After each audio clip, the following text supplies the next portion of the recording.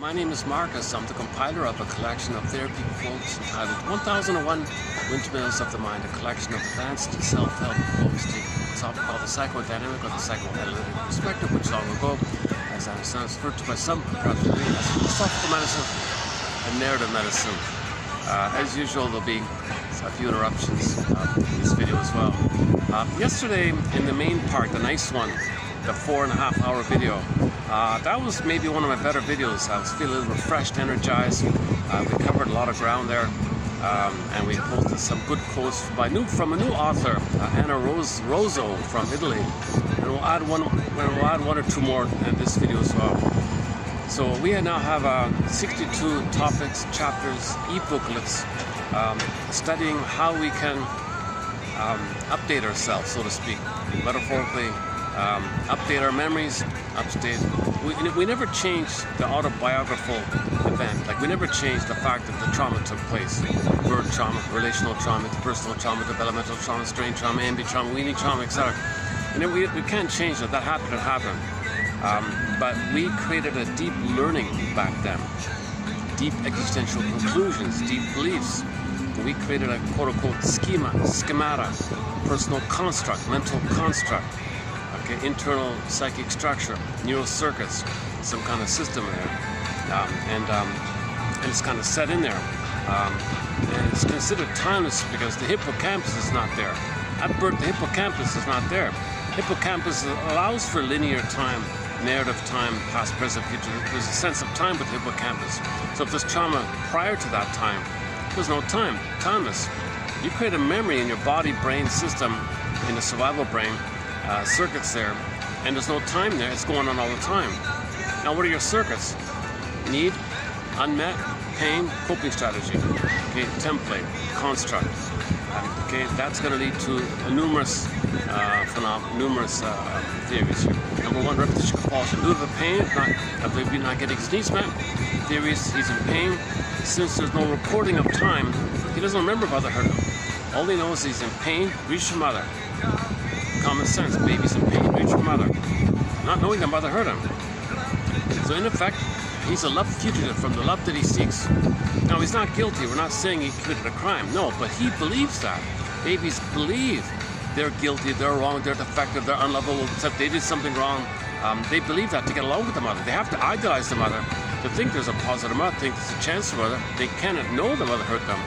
They're good and decent and all that. They're beautiful and nature's greatest miracle. The odds of anybody being here, 1 in 400 trillion, is a great spirit. Likes everyone to be unique. Nature's greatest miracle. Never in all of history was there anyone just like that baby. There's an inherent kind of special value like that. Baby is born to love and go through the developmental process to express uniquely. So he's born okay. He's born worthy and all that. The problem is when he's hurt. He's got to somehow make some sense out of it to understand what's going on here. So, he thinks mother's got to be good for survival. He can't know the truth mother hurting him, otherwise he'd be overwhelmed with stress. He can't admit he's got to prove himself. So psychic splitting takes place, and then he feels no good, of course, to make some kind of corresponding sense out of the situation. He's in pain. Why is he in pain? Is he being punished? Why is he being punished? Whether to meet his needs, is he unwanted? Is it because he's defective, called shame and guilt? So babies start off thinking they're guilty, that they committed a crime. They didn't, but they kind of think that to get along with the mother. They're kind of diplomatic like that. They want to have a loving relationship with the mother. They want to have a harmonious relationship with the mother. So that's the coping strategy. It's called the moral defense by Fairbairn. The phrase for this is the moral defense. Baby's like a little judge. All right, I'll make a decision here. I'm no good, mother's good. Kaplunk. So he creates it upon himself that he's guilty. So he feels guilty. He says it to himself, I'm guilty, I'm wrong, there's something wrong. Babies will never admit mother did something wrong. They think they're wrong. They always blame themselves like that. So babies, now when they're in pain, they're looking for mother, not knowing their mother hurt them, not believing their mother hurt them, and no recording their mother hurt them, no conscious linear sense of mother hurt them. All they know is pain reached for mother, but mother did hurt them. He feels he committed a crime, so he's a fugitive, running from the mother whom he's seeking. The baby is a love fugitive from the love that he's seeking. I'm borrowing this phrase from the classic TV show, The Fugitive. Richard Kimball, you see him running down the road like that. The narrator says, well, you see Richard Kimball running down the road, do you? You think his home? You think the road is his home? Do you? Oh no! Richard Kimball is a fugitive from the justice he seeks. It's a metaphor for this. They created an outer parable for what we're talking about here. So Richard Kimball is just a character. He was a medical doctor, good guy, hero, and all that. They created some psychotic character chasing him to make the point kind of clear. Richard Kimball's a hero. He saves everybody's life. He even saves the guy who's chasing him, his life, his wife, his family. They keep something always chasing him. The metaphor means in us, okay, we cried for love that turned to anger, and the anger is a cry for love, but they got blocked, so the anger attacking us. So you personify, create a character, symbolize your own anger, which is crying for love. Poof, you got like a scary character. So in the baby's mentation, it'll be a vampire squid, guy with the horns. Okay, take your pick. Folklore literature, they have a long list of characters that enrage, gobbling and chasing you like that. So in the fugitive film, it was that psychotic, mental deranged guy chasing him all the time. So that just it showed you how unreasonable he is. He's a little kind of spaced out, or he's a little kind of like he's on something or something. He's just chasing him all the time. What the hell are you chasing him for? Didn't make sense. He spent his whole life chasing. So the metaphor was, it's timeless. Inside, our anger, crying for love, it's timeless because the baby has to find mother, reach her mother. So he cannot give up the hope for mother. No baby would survive in that dilemma. So the anger around now the body can bear the burden, so it can be masked, but even the masking of the cry for love is a cry for love. Everything's love or a cry for love. So if he's numbing, or if he's masking him, or doing defensive distractions, or creates a against personality, or a away personality, or clinging personality, or sneak around, passive aggressive bully personality, whatever personality he creates, it's just a coded form of the cry for love. Everything's love or a cry for love. Any dysfunction, any difficult personality pattern, any psychosomatic symptom, any negative magic gestures, any jungle mentality, slogans, sarcasm, bitter banter, any kind of thing that's basically other than I'm okay, you're okay, mutuality, anything other than that, it's a cry for love. Everything's love or cry for love. Okay, so the baby starts off signaling, mother, I expect you to be there, in an expectation, I trust you'll be there. Okay, for whatever reason, old cunning tale, mother can't do it. Get us a whole story around why mothers are missing the connection. Talked a little bit yesterday as well. Baby cries, stress, fear, tension, shame, build up. The final pathway is the anger, fury, rage. And that becomes destructive because at that point, the baby just has desperate, devouring fantasies to how he's going to control the mother. Now at this point, when the baby's too stressed out, he can't recognize the mother as a person.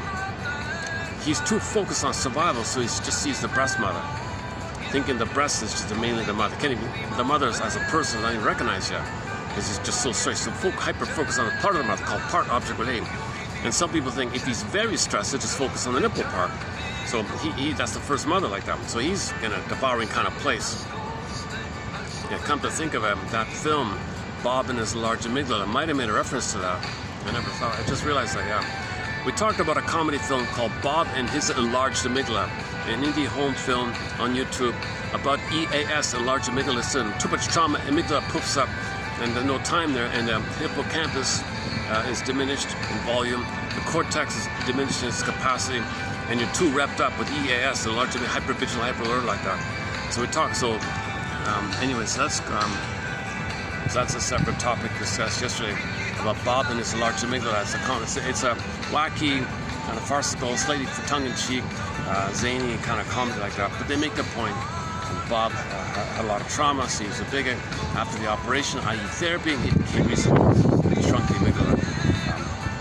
So that's the theory, that with trauma, the amygdala might enlarge to pump out more stress and adrenaline, dopamine chase, for something in the future, running away, but searching, hoping for mother in the past. All dysfunction is hoping for a mother's love in the past. All dysfunction is hoping for mother's love in the past. You're tied to the past, waiting and awaiting tirelessly for mother's love in the past, but you're in pain, you don't know it. You search for symbols of her, it doesn't work. Search again for symbols or negative magic gesture.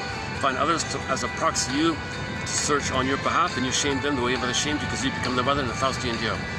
Okay, back up a sec. So the baby starts off reaching up for mother. Mother, hey, here I am. Please, mother, don't.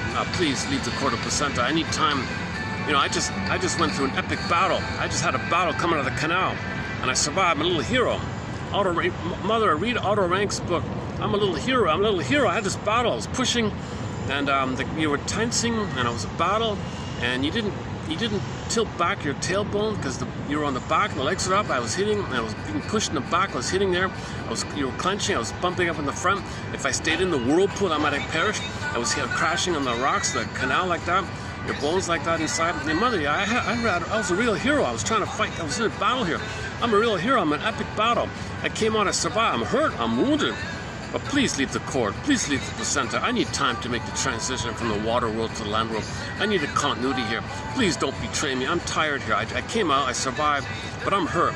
I'm really hurt with this battle like that.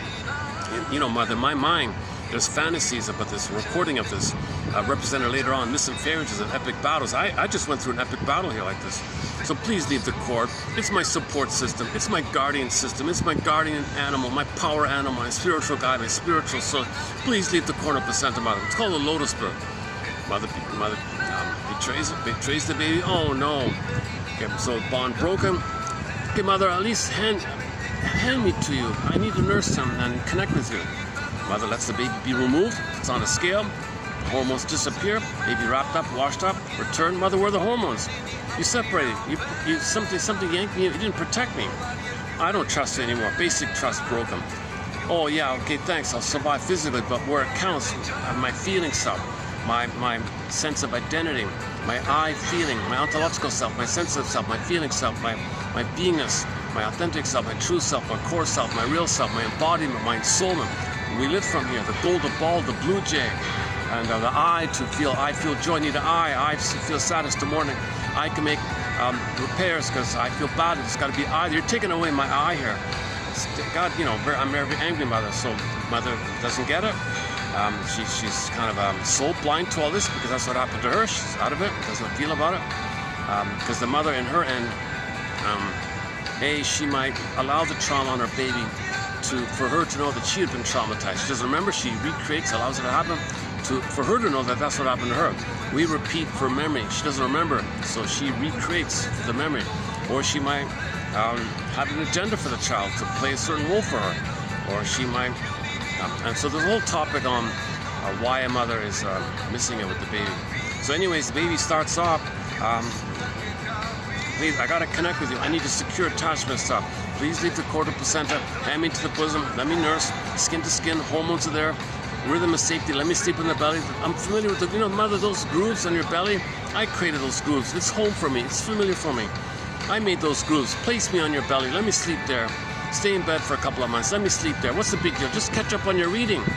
And let me sleep on your belly. I'll nurse when I need to nurse. And, we'll have a back and forth attunement, attrainment. I need that flow, the womb utopia that I had with you inside.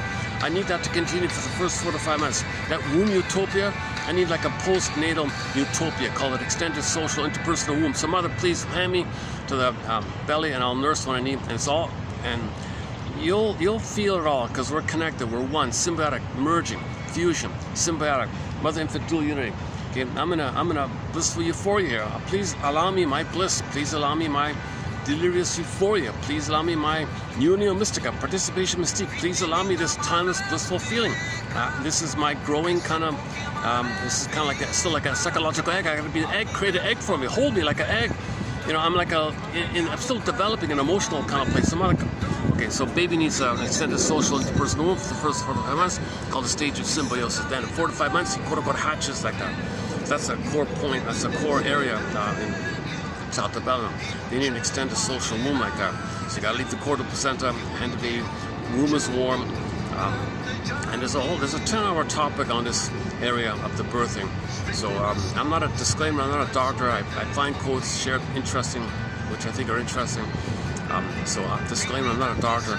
But we got quotes on the calcium kennel material about the time sensitivity of the hormones, the position the mother's got to take. Gravity's supposed to support the flow. If you put the mother in the back, gravity pushes down, and gravity's being used against the baby, complications like that.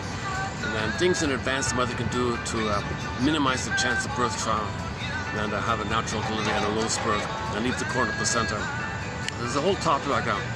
Okay, so this is a need called a secure attachment. The baby needs a rhythm of safety called a secure attachment style, where she, quote unquote, they simply call it holding or containment, not just physical, but holding emotionally, holding like the mother sees, accepts the baby's presence, validates, welcomes the baby's presence, sees the baby as a thou, as a person, a little person developing. Mother loves and understands the baby. It's a kind of emotional, invisible vibe holding. Baby's got to be this vibe holding, so to speak, where he felt seen, he feels soothed, he feels accepted, he feels mother's there for me, she accepts me, she likes me, she welcomes me, I feel safe. It's called the rhythm of safety. Babies need a rhythm of safety, rhythm of bliss. Okay, so the baby's going to signal for that. He expects it naturally. If mother's missing it, baby's going to be scared, concerned, stressed, scared. Mother, what's going on here? Can you see? Can you see facially, tonally, vocally, and bodily? I'm scared, stressed, shame, feeling all this stuff. Can't you see that as a signal? I don't know vocabulary, mother. I'm communicating to you tonally, vocally, without words, pre-linguistic, but with my sounds, with my gestures and bodily gestures. I'm freaking out here, mother. I'm really getting scared here. Mother doesn't get it, because she thinks, if the mother's narcissist, for example, she thinks everything's about her. She isn't a place to love the baby because she has no eye to love the baby. She's got to have an eye to love the baby. There's got to be an eye there. So there's no eye there, so she can't do it. The baby's freaking out here. So baby stress continues. Okay, enter the fear. So now the soul is frozen, pin goes on the collar. Now the baby feels flat, emotionally speaking. So his budding beauty, his emerging self is frozen, suspended, put on hold. It symbolizes Epictetus, but the personification of animating quality and feelings of princess flies away, locked in a tower like Snow White, Rapunzel in a tower. Okay, so baby's really panic here. Now survival. Mother, now you put me just in survival mode here. I forgot about living and loving here. I just got to survive here. Now, Disney film, anger and fear and shame and ennui and jealousy and envy and all those characters, negative characters, they hop on the console. Get joy, sadness, or exile, right? So now you got anger basically running the console. Well, first fear tries to run the console, but he's easily overwhelmed. So basically anger takes over finally. So now anger is the final part. The mother, can you see that I'm angry now? Come on, surely you can see my most desperate signal to you. I'm signaling to you. You can hear my screaming, my flailing about, my kicking, spitting. Come on, you can see my facial expression. You can hear the tone. Surely you're not that soul blind where you don't understand that I'm angry. Surely you can see that I'm angry. Mother says, you can't be a mother's narcissist. You can't be honest. I'm center stage. I only have needs. You don't have needs. Don't ask me to meet something. You're supposed to meet my needs. I can't meet your needs. You're there to meet mine. Oh, what the hell? What's going on here? You got to meet my needs. I can't meet you. I'm a helpless baby who needs love to be, maybe in the future meet somebody's needs. I mean, I'm a baby here. No, baby, I'm the baby inside, and I made you to find me. My mother never loved me. I'm hoping that, I'm expecting and of course you to take care of me. It's called a course of, what's it called again? Course of gas. The mother's going to brainwash the baby to take care of her. Mothers, don't brainwash me. I'm a human being who needs your love. I'm not a thing you use to manipulate to take care of you. So final pathway of the anger is to enter the flames from the Disney film. Okay, now the flames pop, the fury and the rage. The baby's most desperate of the most desperate signaling is the fury and rage. Mother, do you see the flames popping up from anger's head here inside me? Notice the flames. Notice how they spell the letters S-O-S. See that, mother? The flames here. You're so blind, but surely you can spell the. You can recognize the letters S-O-S. Can you see it? S-O-S. Baby, like I said, it's all about me. It's not about you. Oh my God. Now the baby's got to have this cry. He can't give it up. So like the water hitting the bank rebounds in, his rage and fury, which becomes destructive by the way, those fantasies become the rage destructive. So the L-I-V-E, blocked, letters crunch up, twist around, E-D-L, destructive now. Now it's E-D-I-L, destructive fantasies, devouring, gobbling like that. Okay, so now it's blocked, E-D-I-L blocked, it's attacking himself, not evil to himself. Now you got the devil, Satan, Lucifer, Beelzebub, Cyclops, Medusas, all those squids, vampire squids, any kind of entity like that. So you can take your pick on the symbolization of the baby's anger. Destructive anger to himself, but it's a cry for love. So his own monsters of the id now. Id monster, take your pick of which one. In the Twilight Zone, it was that psychotic guy chasing him. That's like a milder version of it, but usually it's like a monster kind of character. So he's got a monster attacking himself, but that's a symbol. There's no real monster. It's just that in the visual, there's fantasies about his rage. That's all it is. So we got to talk about it somehow. So the anger turning in on himself. Anger is a cry for love. Anger is a cry for love, but the anger is at himself because mother's not responding to him. Mother gaslit him. As part of mother's course of manipulation, brainwashing attempts, she denies him. You're not angry. Yes, I am. No, you're not. Yes, I'm not. Goes to himself. It's got to go somewhere. Angry at himself. Now, this is a very stressful situation to direct his anger and rage at himself. He's not his own mother. He can't be his own mother like that. He can't do that. But he's got to aggressively, panically, desperately try to reach mother. The only way to do it is to direct at himself. Now what? Oh my God. Poor baby, right? Okay, now at this point, Berger says what happens is a thing called a core defense mechanism takes place called the libidinalization of this pain. So he's obviously feeling pain, attacking himself. So one way to deal with it is to somehow find a way, a little magic trick in the brain called make it pleasurable. So he becomes a psychic masochist. The mechanism, as I understand how it works, is in the brain the stress is too high, adrenaline too high. Okay, love, oxytocin, trust, feeling, soul frozen, too low. Oxytocin, pleasure, serotonin, too low. He's got too much stress, too much pain. Now the hope is like Pandora's dopamine. Now you got an excessive amount of dopamine that makes you manic, dopamania. The dopamania says you're in pain here, emergency, go get mother. So the dopamine says chase, manically chase for mother. But how do you chase for mother? Out of the nursery time, after those circuits are laid down, and you're repeating the circuits again and again and again. So after a certain time, how do you search for mother? You gotta search. Okay, you're in pain, search for mother. Dopamine says search. So dopamine is future focus, it's anticipation. Go, you're all excited because you're thinking you get mother finally. So you're gonna search for mother, but how? You're out of the nursery. How do you search for mother? Well, the unconscious does what's called unconscious associations. Okay, it looks for dreams of her by some imaginary delusion that could be mother. So enter all the oral fixations: smoking, drinking, gambling, promiscuity, things you buy, things that you regard, that the person regards as stable, durable. Advertising always tells you these kind of things. So you're searching for symbols of mother. But no cookies, mother's love in the past. But you gotta get out of the pain, you gotta have the hope. Okay, so dopamine is chase for the symbol. Repetition compulsion is gonna fail. No cookies, real mother in the past, but you gotta chase. Now, Ullman and Paul at the point that when you chase for the cookie or whatever it is, yes, there's a practical element that the concentrated sugar fools the mammalian part of the brain perceiving the concentrated sugar means concentrated food. Concentrated food means an abundance of food, and you're gonna feel safe by the food. That's just a trick, like that. So you might get a little serotonin because I won the lottery of food or something. That's just a blipping thought. But it's mainly, they say, to trigger the past. The cookie functions as what they refer to as symbolic mother. A symbolic mother. They don't use the word symbolic mother. They refer to it as ersatz self-object. So the breast is a self-object for the baby. The mother should be the self-object for the baby. So the cookie is like a fake, imaginary ersatz means fake self, fake mother, an imaginary mother, an illusionary mother, ersatz self-object. So you're chasing for the ersatz self-object. Okay, that activity has the capacity to trigger the good old days of when you were one of the mother.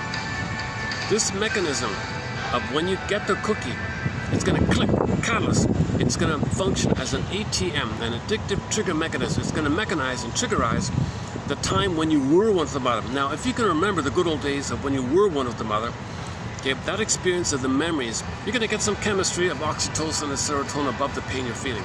It goes down, stress is stable there.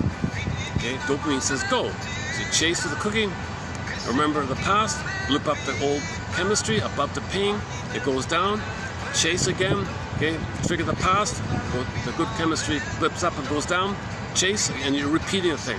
This rigmarole, or this mechanism, okay, Berger says that when you trigger the good chemistry from the past, okay, somehow it's going to blend in with the pain that's causing it. This confusion of the blending in or the pleasurizing in of the pain is called psychic masculine. Okay, the pleasurizing in of the pain that prompts it, puts it in, the pleasure chemicals puts into the pain chemicals are calling for it. It gets meshed up like a mash thing, and now it's all mixed up. And now he's cursed, he's jinxed with this unknown thing. And now he's got to get out of the pain. He's got to search for the way to get out of the pain by searching for symbol to get the happy chemicals of the past. Now he's caught in this loop. Now this is called kliglos in ancient Greece, minus repetition. He's going to be addicted. That's why Almond Paul referred to it as an addictive trigger mechanism. It's addictive because you're dependent. If you don't do it, you get the shakes kind of thing. So you're just in manic mode. You spend your life in manic mode, searching for symbols of matter to trigger the past to feel better. It's all pain managed. So we're destroying the planet, plundering the planet, greedily, insatiably plundering the planet, symbolic matter, to trigger the past like that. So that's discussed a little bit at length yesterday. So for more on that, check out yesterday's video at the nice park. Got a nice venue there with the turtle pond. I did it, found a new venue. Yesterday was done by a turtle pond. A pond with some turtles in it. I didn't see them yesterday, but there were some. I know there's turtles in there. We did see a little bit of a monitor lizard. Just a split second. I posted on the shorts, by the way. It's funny. I'll post a short of a monitor lizard, like 5 seconds. It gets like 1,000 views, and I'll present in a simple, what I think to be an easy way to understand this psychoanalytic idea, repetition, compulsion, projection, okay, Berger's work. I'll get like 2 views. So a picture of a bird is 1,000 times more popular than this guy. One second.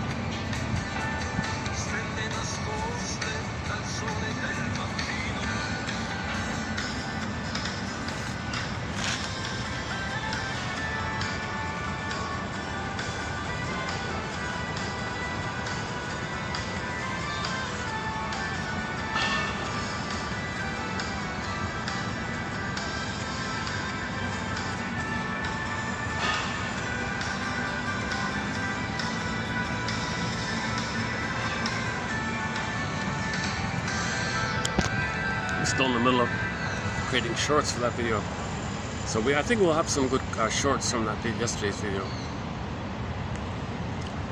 Okay, so where are we here? So Mark Twain calls it the misery machine, the rigmarole, this whole machinations. Now we're not aware of this whole machinations, okay, chasing for symbols of other, okay, to repeat how we didn't get it, but we trigger the good old days to feel better for the moment, and we're repeating this kind of thing. What keeps this thing cloaked or camouflaged to us is the thing called rationalization. The pain that we're feeling creates into us the manufacturing of beliefs called flim-flammery, duplicity, red herrings, throwing ourselves a bone, distract us, make us unaware. We can't think reasonably, but we gotta fool ourselves in some way to not call that out on it. So the id says to the ego, cover me, will you? Cover me. Provide cover. Don't let the person know that we got to chase with the cookie. Don't let him know he's in pain, but we got to chase with the cookie because we got to get mother's love in the past. Don't let him interrupt it. Throw him a bone. Distract him. Make him say, what's the big deal? Cookie's on sale. Good, fine, whatever. So the cortex will come up with beliefs, handy excuses to just say, no, deny, it's okay. Just they call rationalization, some silly little cliche or something, just to distract you from the truth. Distract you from the truth. Okay, so give him a straw man, or give him a red herring, or throw him a bone, that kind of. So we're busy in our intellectualization, unaware of what's going on underneath. 95% of our energy is this underneath thing. This rigmarole is 95% of us. Because we're in pain, we get out of the pain. We're living in the past, no time, needing mother. We're fugitives. We're love fugitives, remember? So we don't interrupt this. If we were to know this, then you have to be prepared to update yourself and give up that construct and accept that you're in the present and you don't need that old machinations from the past. So you got to have that willingness to update yourself. Like if you can do this memory, quote unquote, memory reconsolidation, good, great, you're good, you're in good form. So if you're unaware of it, you'll just panic, and the pain will make you create another rationalization. Well, buy two cookies. So you'll just keep doing it like that. Okay, so this what we're talking about is repetition compulsion. You're going to repeat what happened. Reach for mother, failed. Reach for mother, failed. Okay, so reach for symbolic mother, of course it's going to fail because no symbol's real mother of the past, no time machine. Same idea. Okay, some people, John likes to call it symbolic acting out in lieu of transference acting out. So you're going to symbolically act out, reenact, repeat, repetition compulsion using the symbol for mother, but no symbol of mother is actually a real mother in the past. No time machine, and symbols are not real. They just stand for something invisible that's real, but no symbol is real. No dollar bill is mother's love in the nursery, something like that. No money is mother's love in the past. You can have 20 lifetimes chasing symbols. It's not gonna get mother's love in the past. So we can talk a lot about repetition compulsion and oral fixation. Oral fixations. Okay, it's not just cookies and wine and fluids and money. There's others, gambling and promiscuity. There's a whole long list of them. And related to this area of oral fixation is the either-or. Jungle mentality, either-or thinking, sarcasm, cynicism, schadenfreude, it's all oral fixation stuff. Any kind of jungle mentality is also oral fixation. It's desperation to survive. Anything about survival like that. Or any slogan, my greed, your greed. Can't help it. You know, these kind of slogans about, so somebody famous said, we're plundering the planet for a quick buck, can't help it. Tina, there is no alternative. Okay, that's baby talk. Okay, I'm sorry, but that's as adults, we're responsible for updating ourselves. But the baby has no choice. So yes, the baby has no alternative. The baby has to reach for mother. He's got no alternative. There is no alternative for the baby. He's got to reach for mother. Yes, so Tina, there is no alternative for the baby. But when you're an adult, you got choices. You got options. You can update yourself, called memory reconsolidation. Make the unconscious conscious. And allow your system, quote unquote an emotional update, a belief update, a system update in your body. You feel again when you're conscious of the thing. So that's I spent over a week talking about Bruce Ecker's work called the Memory Reconsolidation. He wrote 2 books with his wife. I've just put it on site. I've just finished this. I'm putting it on hold for now to see if you can update on it. That's an interesting theory. It offers like a quick, short-term way to update yourself. But you need protocols, how to do it.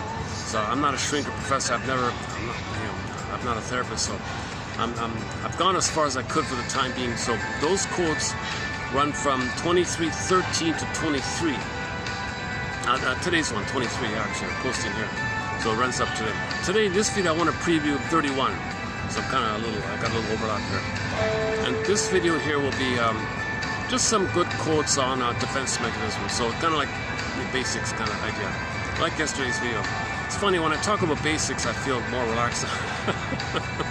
when I was grappling with memory reconsolidation theory about knowing how your unconscious wants the symptom, otherwise something worse would happen, and knowing how you don't want the symptom, can you hold how you consciously don't want the symptom, but you know that your unconscious wants it? Because something worse would happen from the original learning perspective. Can you feel the two, hold the two system update? That's in a nutshell.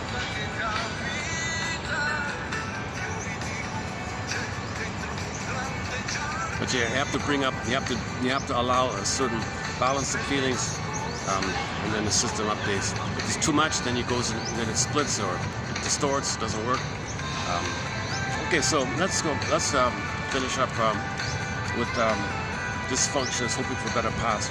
So repetition compulsion, repeating the circuit symbolically in the present as new additions to the past in one shape or form, usually the oral fixation. Another version of the repetition compulsion can take is identification of aggressor, negative magic gesture. So baby identifies the mother. And so when he repeats that thing, he plays the mother now. He's not going to play himself anymore. So in new situations, he finds proxies to play him, and he shames them because they're him and he's the mother. That's a negative. That's a more disturbed, perverse, quote-unquote perverse thing, because he wants a proxy, hoping that the proxy is him crying for love in the past, but he's going to say the mother say no to him, like Rowe, right? Insult to injury. After he shames his own soul put onto the innocent person, he then plays himself, sees the innocent person he just shamed as his mother, and he directs his actual anger at his real mother onto the person just shamed. So there's a thing called why men hate whom they hurt like that. He hurts them, then he hates them. So this is due to the fusion, the symbol flips in the primary orientation. This fusion, flip-flop, hollow mirrors, magic mirrors, house nice seeming flip-flop, proofing and shaping at the same time on another. So at the same time on another level, the other person plays him, which he shames because he's the mother. At the same time, at the same time on some other kind of level, if he plays himself, the one he's just shaming is his mother, whom he hates. He's shaming him and hating him, put it that way. The other person playing him, then the other person plays the mother at the same time. He's shaming him at the same time. It's hard to talk about things happening at the same time, right? So Grostein's phrase, at the same time on another level, the name of his book. Grostein, oh yeah, yesterday we had a good quote from Grostein. Yeah, check out yesterday's quote about projective identification as explained by Miss Rosso. And Grostein has the most humanistic, heartful understanding of projective identification. Looking for identity, looking for the fusion, trying to get. So that's an interesting topic. You know, I recommend yesterday's video. It's 4.5 hours. I had some lighting issues. Never mind that. That's a fun video, I thought. I played a lot of music. Half the songs I had to trim out. I'm still in the process of trimming it out. Half the songs I had to trim out. we ended up playing a new mix of Gloria Gaynor's I Will Survive. Just by accident. It was on the radio. So I'll do the same thing in this video. So we'll close up with a random selection of songs from the website Radio Garden. Great website. You go to Radio Garden. You got like a map there with all these little dots, and you move the little cursor, like a little circle, over a dot, and you'll hear the radio station of what that dot represents. The station, fill in the blank, that city. Okay. And they've got hundreds of dots all over the place. And so it's a fun way to learn about music all around the world. It really, music is a thread for everybody. The reason music is such a universal common thread for everybody, because the first mother for every baby is music. Grassi says, and others think that the first mother in the uterus, in the sense that what the baby might associate with not being him. He's everything in you. He's the universe, he's center stage, it's all about him. But what might not be him? Okay, he hears the pulsating of the cord, the umbilical cord. Okay. He hears the blood flows in there, in the veins. One straight down, two up. Maud thinks it's melodic. The ABC, do, re, mi, 1, 2, 3. One down to the main one, and the two thinner ones spiraling up. It has that sizzling movement of the blood in the veins. One down, two up. And you got that's melodic, and it's in the cord that's pulsating, and then the baby senses the movement of mother's heartbeat. That's the drum. So drum, bass, melody, and that's maybe if baby were to imagine something or sense something that's not him, it's this stuff, it's these movements, music. So the first mother's music. In the beginning was the sound, she says, musical mother.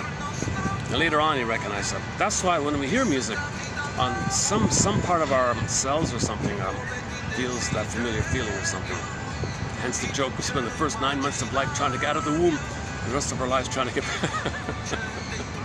That joke is applied for in other ways, but that's true, right? Like you hear music all around the world, same kind of thing, right? There's usually some melody, some beat, some melodic, of course, or something, symphony. Different genres like that.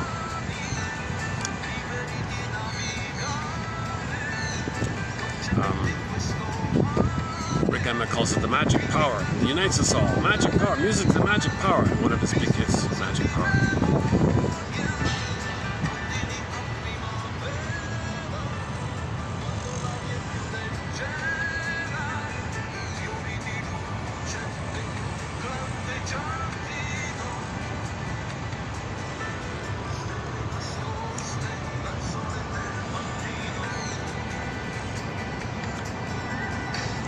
Okay, let's keep going here. Well, speaking of Italy, yeah, this singer in the background's from Italy, Aldo Tagliapetra, is that right? Tagliapetra, something like that. We've got 2 songs by this Italian singer on our soundtrack. This one here, and which is the 5th track on that album, and the first one called Nelle Petra. The first track of the 5th track off Aldo Tagliapietra's album The album is entitled what that first song is. Nella something. Got already. Just by chance, I just moved the cursor over to Italy, and we found some good songs on there. Last time we played over Greece. Last time we moved the cursor over to Indonesia. A lot of great songs from Indonesia and Malaysia. A lot of great songs from those two countries. Before that, a lot of great songs from Greece and Turkey. A lot of great songs from that area, Greece and Turkey. A lot of great songs. My God. Now we're doing the Italy area. We had a great song from China once.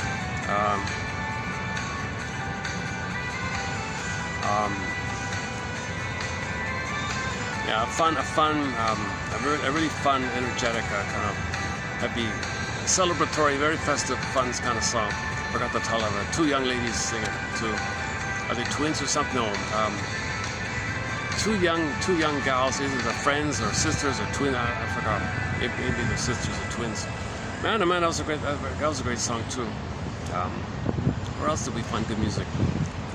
Yeah, and Africa as well. A lot of good songs there. Oh, Sudan. Oh my God, Sudan. Some good music from Sudan and other countries in Africa.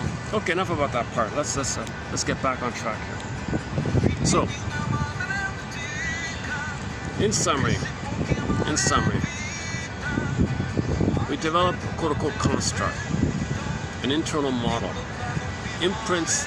These imprints, human connections lead to imprints. Human connections lead to neural circuits imprinted in the system somewhere. Interpersonal becomes interpsychic, a model. Some kind of model, infantile, original model. Primary learning, Eckhart calls it primary learnings, whatever. Now it's timeless, and it's based on pain, and the pain makes us, I want a better outcome. Repeat, get a better outcome. Repeat, get a better outcome. There's your hamster wheel, Santayana's quote, Sisyphus, Tantalus, etc. So remember Tantalus with the weaning trauma reaches up for the apple, nipple.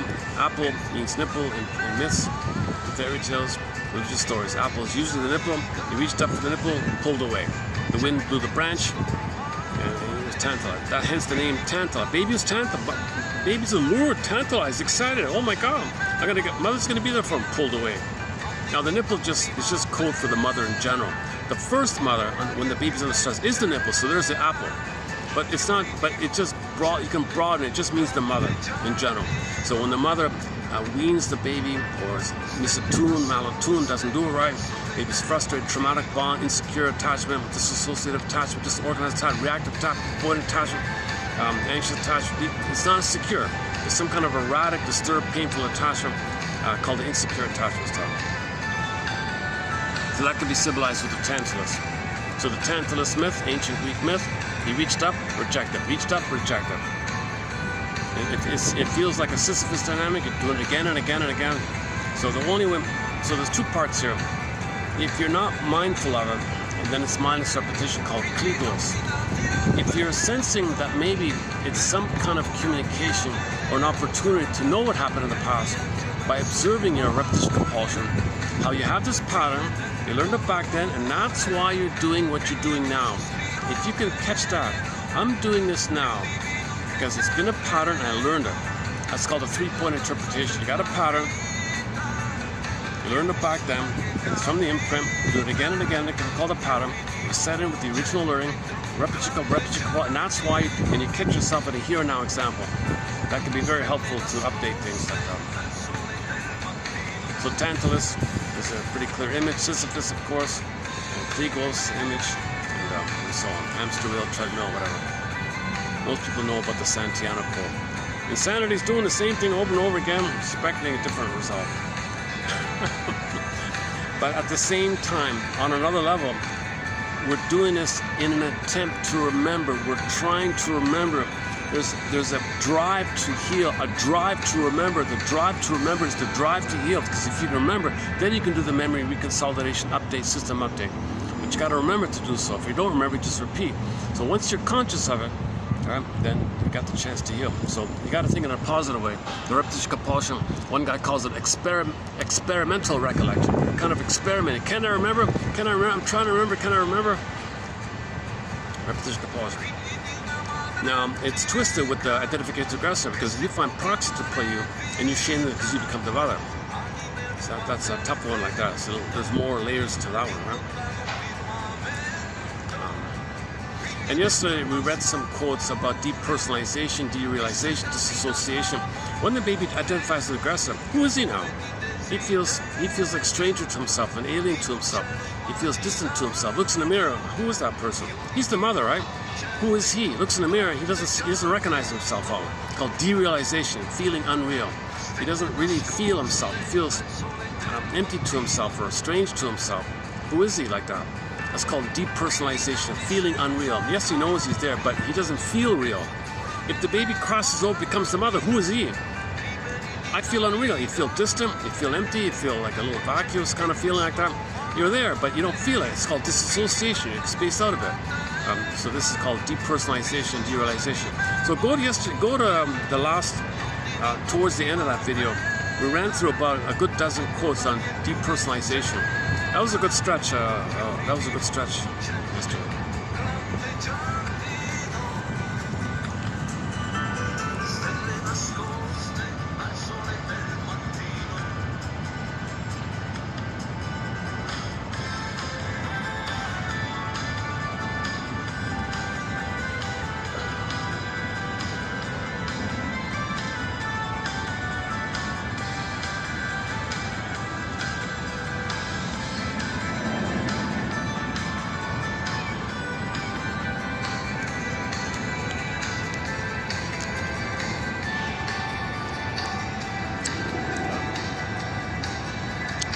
I gotta get used to the new arrangement around me with people sitting around me to my side like that. Sometimes it's distracting, sometimes I ignore it kind of thing. Oops, oh, hang on. Maybe, let me make a little adjustment. Yeah, okay, hold on a second. Give me a minute here to...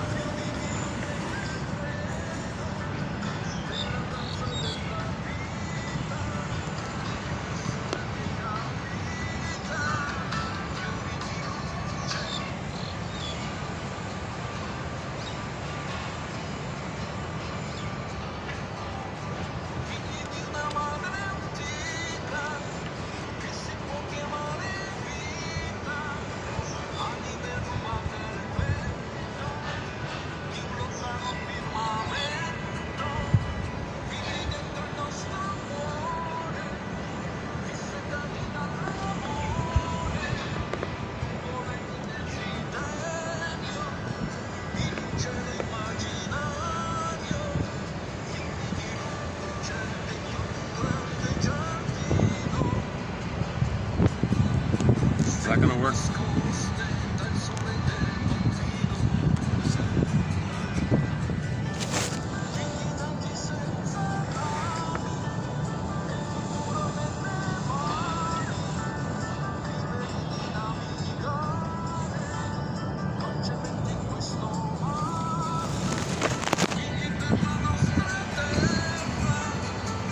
Let's try like this. Oh, wait a second. Balance sometimes.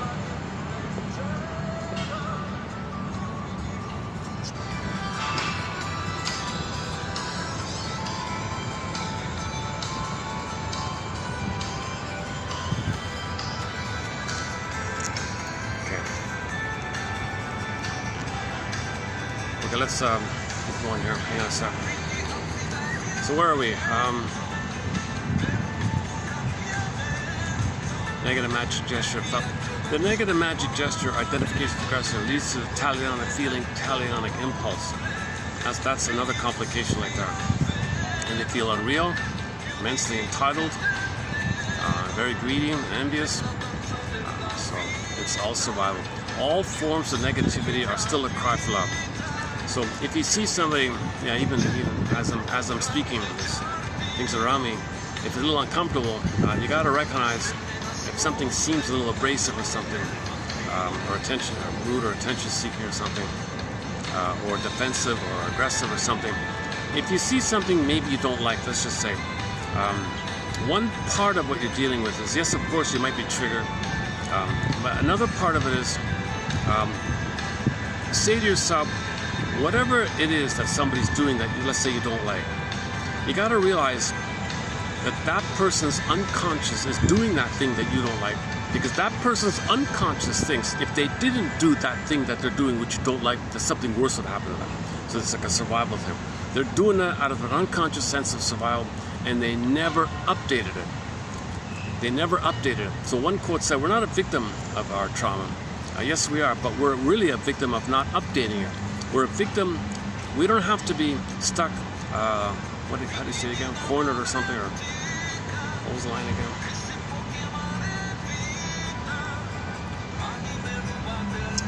Something to the effect that you don't always have to live as a victim of your trauma. If you are any kind of victim, it's that you're not updating things. And the reason we don't update things is because the amygdala gets enlarged, and our capacity to have linear time, the seahorse, is damaged with too much trauma. So just being aware of that might move towards things. So the empathy side for yourself and others, if somebody doesn't update and they're still using an archaic childhood emotional learning, then you know what's happening. The amygdala is enlarged, the volume of the cortex, the reasonable auto mind, see, if you're in survival, you shut down your linear time and your cortex time because you just survive like that.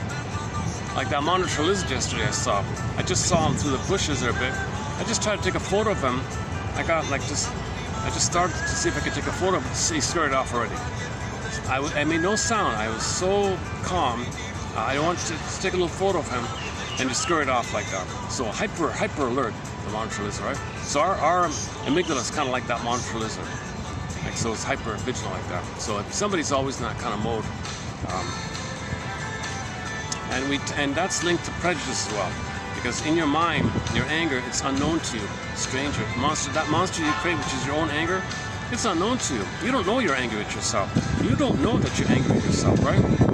So that could be easily, if that hyper triggering thing's going on, and you got that monster going on, and say your own anger attacking yourself, it could be easily triggered via something unfamiliar to what you're used to. So in your village, a new person, in your town or city's neighborhood, someone different comes in, different language, whatever. Oh, you're unfamiliar. It can trigger. Because it's painful to have that going on, and you're. So we're apt to be down on what you're not up on. So you're not up on because you're new to them. So figure the unknown idea. So now you're projecting your own anger onto that person. Now your own anger is attacking you, so you think they're a threat to you. No, you're a threat to yourself. Can't you see? Can't you see? You are your own worst. Okay? Play the song "Self-Saboteur" by the band Delirium. Can't you see? Can't you see? Can't you see? So that's what's going on there. If your amygdala is hyper like that, and something unfamiliar, oh, it's triggered, right? So now you project your own anger attacking yourself. That anger image attacking yourself, you say they're a threat to you. That's the paranoid mechanism of prejudice. That's one of many theories on prejudice we have. That's like a traditional, that's like a classic old one from long ago.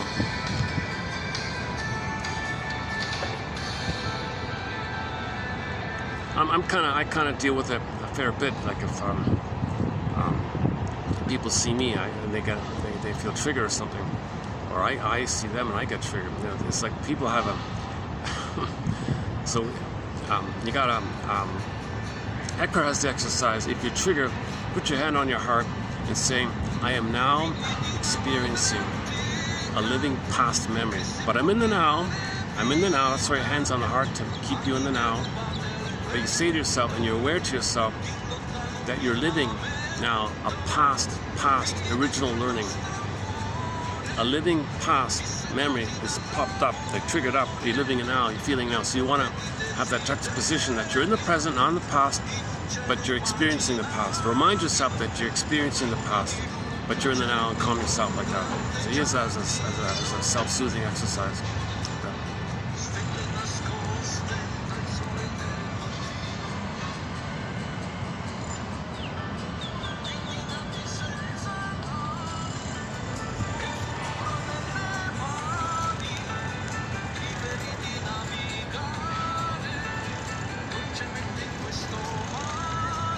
Maybe I should have gone to the other park after all.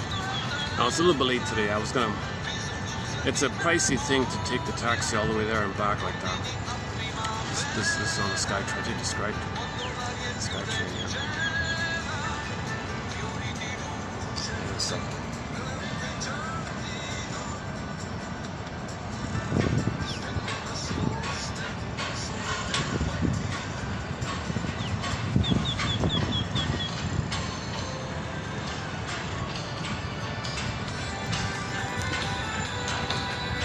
Oh, look at that. Someone was staring at me, and I changed my chair, then they moved back a little bit or something like that. That's why I was feeling a little uncomfortable past 15 minutes here, because somebody was just like staring at me kind of. So I moved my chair. Now they shifted a little behind me or something. Anyways, they're not staring at me anymore. but still. Jesus Christ. So there's okay, people move towards, away, against, or covert, sneak around, passive aggressive against, the 4 styles like that. But all of these troublesome styles are still a cry for love.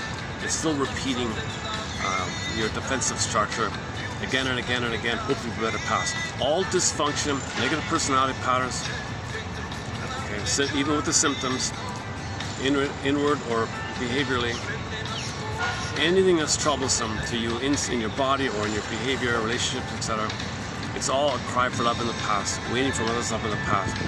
Give thee all hope for a better childhood past. That's part of it. You got to finally get to the place that no someday thing, no someday thing. Okay? Shaming others because your mother shamed you, hoping that magically you'll get mother's love in the past. Seriously? Eating a cookie to get mother's love in the past. Come on. So, repetition compulsion. Now you got to factor in intermittent reinforcement. If you get occasionally, you get a little win, then you get the dopamine, you get a burst of dopamine, intermittent dopamine, you get addicted like that. So you got to factor in that kind of phenomena called addiction to intermittent reinforcement. So the woman talked about her bully husband was hurtful to her, but once in a while he'd be really sweet to her, and she became addicted to him, even though there was a trick on his part to control her. It took her decades to get out of that thing. So we posted some quotes from this lady. And our linked episode is the Twilight Zone, the one about the Doberman and Pinscher. Very emotional episode. Okay, so let's backtrack here. So we got this system going on. Sometimes we call it defensive needs, neurotic pride. If your construct is, if you step out of it or something doesn't fit it, you feel anxious already, right? Because the old fears are coming up, because you depend on it. That's defensive structure. That construct is all created to prevent a worse thing. Baby would perish if you didn't have it. So we got to give ourselves credit as babies for creating this. The problem is, how do we update it? So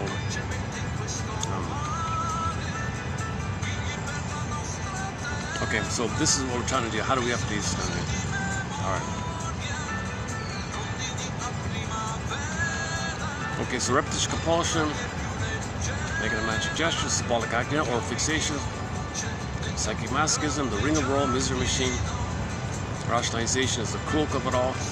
Yeah, today's quote, he said in a film, maybe read it now, one guy quoted some film, I don't even remember if I saw it, a famous film where somebody was lying to himself, called rationalization. You're lying to yourself, you're rationalizing. Hey, come on. Everybody needs to rationalize. Everybody needs at least 2 rationalizations a day, something like that. Because it's to protect ourselves from pain. So we got pain from the psychic masochism. We mask it over with the defensive symbolic pursuits, and then we rationalize it as the top layer of the cake. So it's a layered kind of thing, right? So rationalization is to protect your search, and the search protects the pain of your anger hitting yourself. Because that's the hardest pain to admit. That's the hardest thing to admit. But to pull that thorn, to admit that hardest thing, A, consent that the trauma did take place. Admit, consent, validate to yourself like a stamp. It happened. It did happen. I consented it happened. I consent it happened. I didn't like it, of course, but I really get it. It happened. Mother was impaired. She's a human. She's wounded. She's impaired. She couldn't do it. I had no beingness to do it. I don't want to believe it. And here I am waiting for her love, and she has no capacity love. Here I am dysfunctional, waiting and waiting for the memory of my mother and my aunt to love me. and that memory is based on a mother who couldn't love. She hurt me instead. And here I am still waiting for her love. Isn't it bittersweet? You're going to be dysfunctional waiting for your mother's love in the past. Isn't it bittersweet? You're waiting for love from a memory of her mother, and that memory is based on mother hurting you because she could love. And you're waiting for this memory to love you? Isn't it bittersweet? Okay, on that point, go to the Twilight Zone episode, One Life Furnished in Early Emotional Poverty. Isn't it bittersweet? The closing narration. The episode's mediocre, but the closing narration is key. That's a key closing narration. And then go to Gabe's story and all the other episodes that we discussed here in this channel, Twilight Zone. Twilight Zone means unconscious. Open the door. Next stop, beyond sight and sound, limited role by imagine the other world. Next stop, Twilight Zone, and unconscious. So Twilight Zone is a great series. We discussed a lot of episodes from. I had a lot of fun reviewing Judge for the Defense yesterday. The highlight for me was reviewing some of the quotes from the TV show called Judge for the Defense. Boom. I got a great theme song. The actor is Carl Betts. He played like a super lawyer kind of guy. But the script was analytically minded. The writers for most of the episodes had an analytic kind of nugget in there. So we posted a few from there. One of them is about some guy was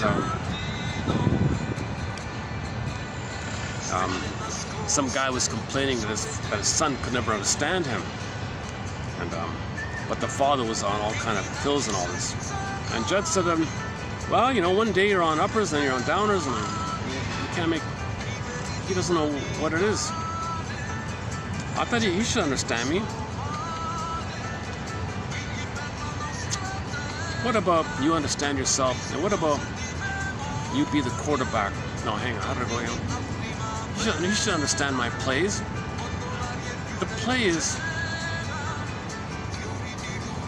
Oh, I forgot the wording of it. Oh my God, okay. Go to yesterday's video about the quarterback, yeah. Judd was telling a guy to be his own quarterback. So these quotes here, the conclusion of yesterday's video was, may we get to that place where we can be our own quarterback. Our own quarterback. In our life, we got to be the quarterback. That's the adult ego mind calling the shots, making decisions like that. We got to be our own quarterback.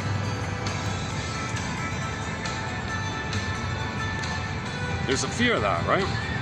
That's called self-activation, triggers abandonment, depression, the old script, which leads to defense. So we might be afraid to be our own quarterback or express our real self. In other words, code for express your autonomous authentic real self, even if it's just about wanting to heal from being wounded. Something authentic, something you want to is authentic. I want to heal. I want to know what my interests are. I want to find out my hobbies. What do I like? I want to learn how to relate.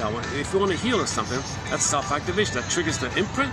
It triggers the memory that when you try to be yourself, others hurt you. You try, you remember the old pain called abandonment depression, and that's massive anxiety. When there's massive anxiety, you adopt the wiring of the script and you engage in that negative personality to do it like that. Self-activation triggers abandonment depression, which leads to defense. Another 3-point interpretation. Self-activation triggers abandonment depression, which leads to defense. Okay. So the baby was being himself.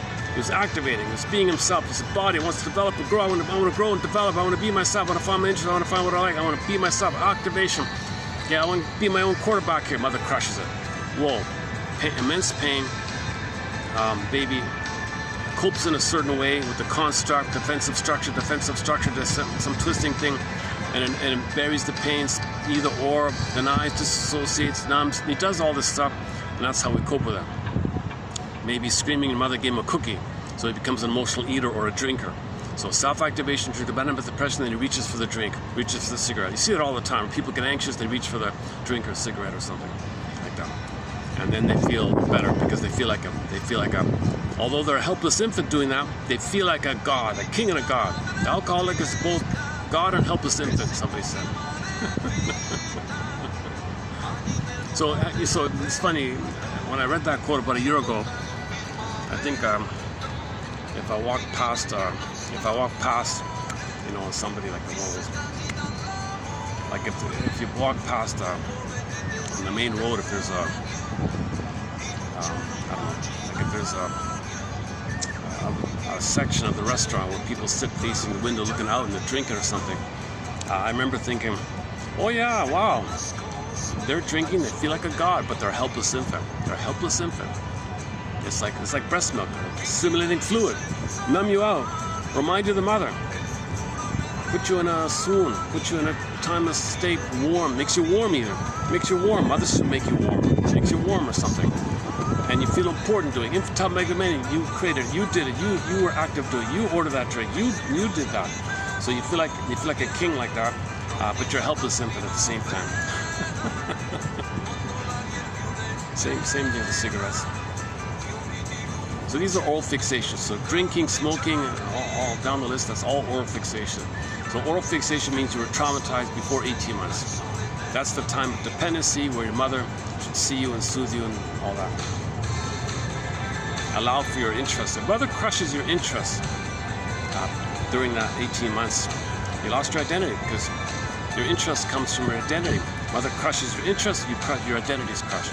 Now, later life, decades later, you want to find your interest, you're reminded of that crushing feeling. Then you might reach for the cigarette or drink or something. Self-activation triggers abandonment depression, which leads to defense. Or self-activation triggers this immense, old persecutory fear and anxiety that you experienced originally, and then you engage in some kind of defense. Now, the defense can switch. You can do other things too. Defense means something you do to bury the pain, repress the pain, get away the pain, avoid the pain, deny the pain, bury the pain, make you unaware of the pain. Projection's a common one. It's something about you don't want to know, admit, feel, believe, think what embarrassing goes against your defense. So you say others think it. Yesterday was a good quote on projection by Rowe. Projective identification also, where you coax people into roles to resume your development, to create the oneness. You want someone to hold your anger and you expect to receive love in return. You're still that kind of dynamic of the baby. The interactions fail. The mother-baby rhythm was failed. You try to recreate it through a thing called projective identification. You project something and coax people to play a role to recreate and pick up the unresolved issue. Again, yesterday's video on that. Well, let's do this. All right. Let's continue with our quotes here. I think I can start to calm down a little. The people watching me is sort of just to the side there. The problem is this is the only shaded. It's 40 where it's 36 officially, but the heat factor is maybe 38 or something. Not too many people out actually. Oh, hang on. I could go to the other side, right? Nobody's there at the other side.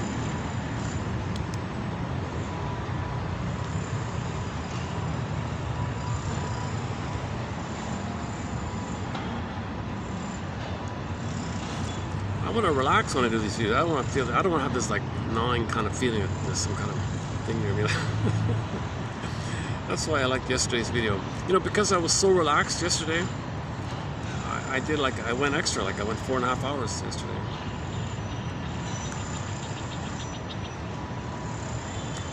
Okay, this is from a book about defense mechanisms. Most of the articles in it are from this Rowe one, but she's got articles from her colleagues here. So we'll discuss mainly. Most of this will be from her buddies, Ga, Kono, and their colleagues there. Gakono and Company, Smith and Gakono. So let's do this one here. So this couple talks about the film The Big Chill. Don't knock rationalization. Where would we be without it? I don't know anyone who could get through the day without 2 or 3 juicy rationalizations.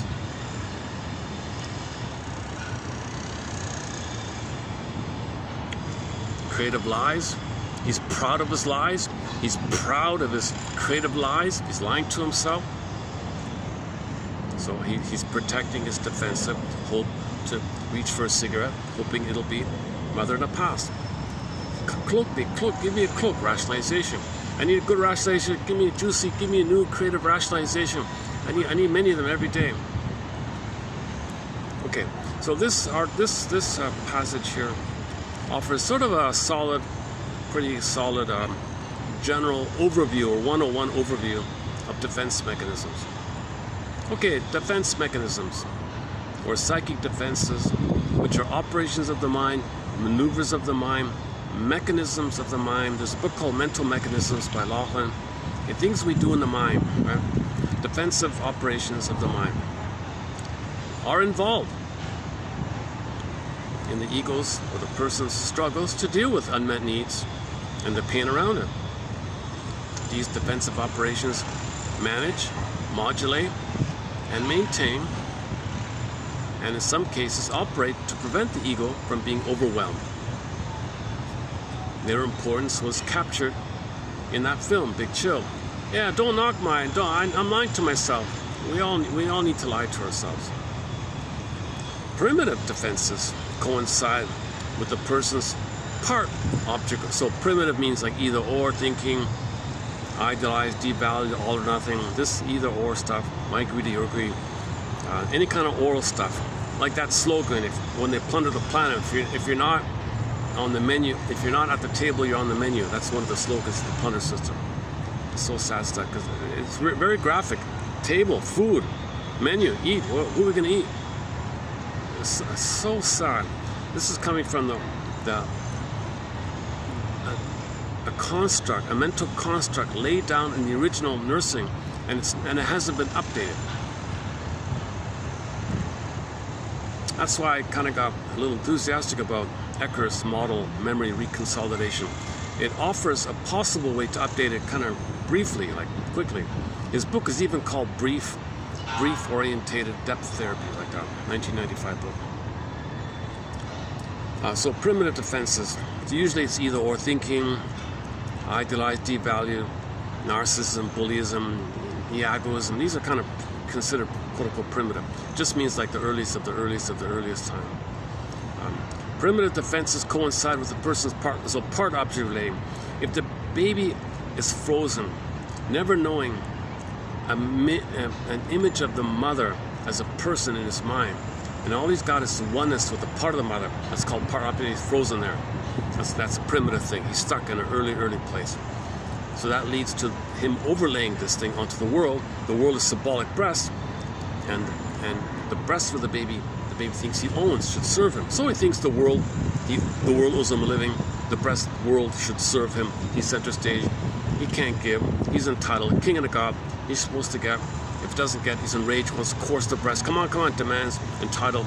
Thinks king of the god, special king of the god. Come on, world. Come on, breast. Feed me.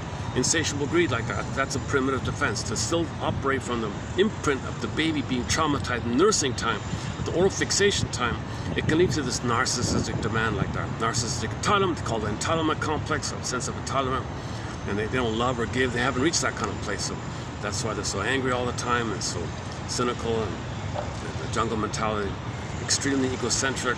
And no matter what charm they may, it's just the agenda is to be fed, and it's insatiable, like insatiable greed. Lucy Holmes says it like that. Lucy Holmes says the narcissist, okay, in the mind there's some blurry image of the breast that was unsatisfied, frozen, overlays the breast onto the world and treats the world like a symbolic breast and should feed them and nurse them, but that activity doesn't erase the memory of what happened originally, but you're symbolically still trying to get it. Okay, with trauma, you have the unconscious hope for the fulfillment of old unfulfilled needs. It doesn't work. No matter how many planets you gobble, no matter how many planets you gobble up, it doesn't change the time when the mother failed you. So that's why we're destroying the planet like this. We're blindly destroying the planet because we haven't updated our mental constructs, our psychic construct. We got to update these things. Just like computer programs are updated, 2.0, 3, things are updated. Well, we got to update our understanding of ourselves. We got to factor in life experiences and things that we experienced in life, but we kind of blotted out because we're numb to it, because we're still in the past. We discounted it because we're just operating from the past. You overlay the stencil with the present, cherry pick to pick the past. But in reality, things did happen in your life, but you're numb to it. So can you accept things in your life? And that can help to update. So let me check again.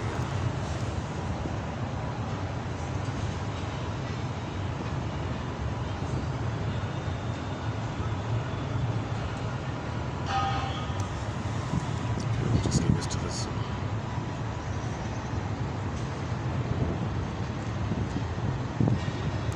That's the problem with this nice little park at the there's just so little shade on a hot day like this. Okay. Primitive defenses coincide, you know, like expecting others to play a role from your nursery and to recreate and finish and resolve the past issue. That's the primitive stuff. The oral fixation area, smoking is a primitive defense. Emotional eating is a primitive defense. So most of these things are primitive. I don't know why they use this term all the time. Coincide with a person's part-object orientation, an inability to integrate either or, good and bad. They can't do it. Baby can't handle ambivalence. When the baby's it's paradise for the baby, mother fails at click, he's ashamed, help. Baby does either or. Baby can't organize and hold the idea that mother is loving and frustrating because he's got no hippocampus. He can't remember that 5 minutes ago mother loved him, and 5 minutes later she's on the phone. Well, that's okay. I remember she was loving. I remember the previous times when she was on the phone, she'll come back. Oh, just wait, she'll be back in 5 minutes. The baby has no hippocampus. The seahorse. There's no time there. There's no like linear. The time element's not there. He's in a permanent, timeless state of eternal, forever, immortal now. He's in paradise. He's blissful paradise now. Mother's on the phone. Click. He's in hell. It's either or. So all babies start off with either or because no mother's perfect. Normal development, this gets resolved. But if it doesn't get resolved because mother's consistently painful, she's way more stressful and painful and never gets a chance to resolve. Never gets a chance to be resolved. If the mother's normal enough, good enough, it gets resolved. If she's too dysfunctional, it never gets resolved. So you're dealing with either or. If you're still thinking in either or terms, so that's considered a primitive. That's considered the first most primitive defense, either or. So that's symbolized with the famous story. In the unity, when the baby and the mother are one, and he bit the nipple, okay, the apple, Miss Eve bit the apple, and he was enraged. Now there's knowledge of either or. Knowledge of good and bad, either or. Duality, not unity, not the one. Okay, there's like the knowledge idea. Is you enraged. So it's part of development. You do have to go forward. So biting the apple is necessary to go forward, like that. The problem is, after that, like, is mother loving enough for the child to integrate a reality of the mother as a person who's loving and frustrating, and he's okay with that. I get it. Mother's loving, she's wounded, she's caring, she's damaged, she can't sometimes, but she's loving sometimes, but she's human, she's my mother. I can hold it. I think I get it. I think there's some kind of acceptance of the situation, but she's loving more than frustrating. That's the key.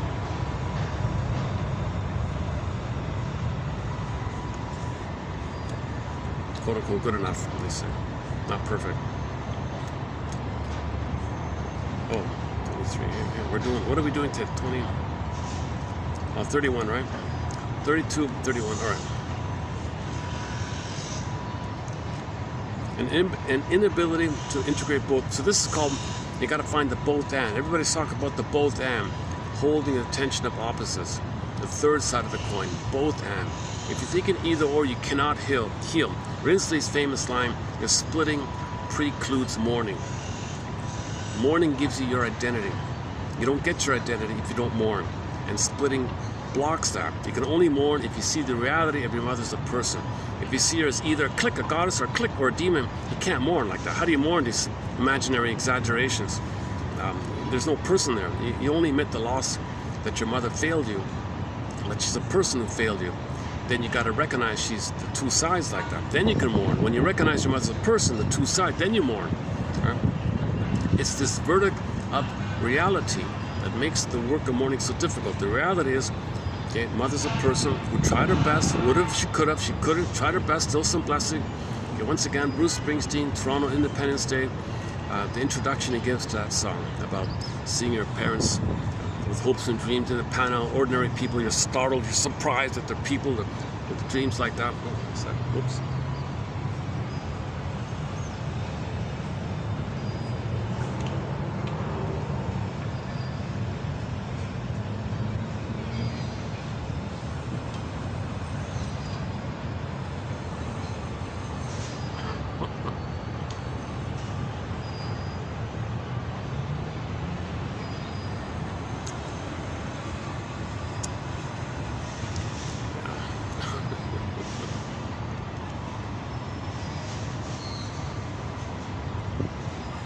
let's not go on a tangent on what I saw.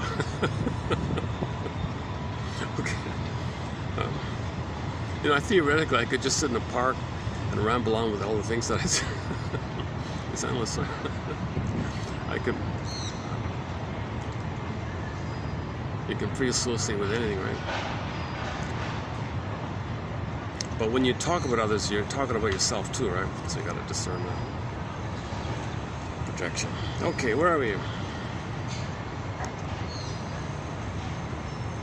They can be understood within the developmental process of separation, individuation. Margaret Mahler, 1971, yeah. So it's part of our development to get out of the unity, to bite the apple, either or. Now, when you say good and bad, bad is your rage of your cry for love. It's not really good and bad. It's really good and I'm angry that my needs are not met. That's it. So the bad just means it's a judgment, but it's anger. When you say bad, you're angry. What's anger? Anger is a cry for love. Anger is an expression that your needs are not met. Anger is a cry for love. So everything, love or a cry for love. So we shouldn't say good and bad. We should say love or cry for love. We say good and bad. Well, it's confusing when you do that. Labels are very restricting and limiting. What do you mean by bad? What does that mean, bad? Somebody's bad, they're angry and they're crying for love. Okay, you say that. Say he's angry, crying for love. Don't say he's bad. Say he's angry, crying for love. Okay. This process begins at the earliest signs of the infant's differentiation, i.e. the hatching. So he's in the unity up to 4 to 5 months. If it's not broken before, if there's a premature hatching, the either or is too early. Oh, there's your trauma. You're stuck with either or. That's why babies need that time of bliss with mother.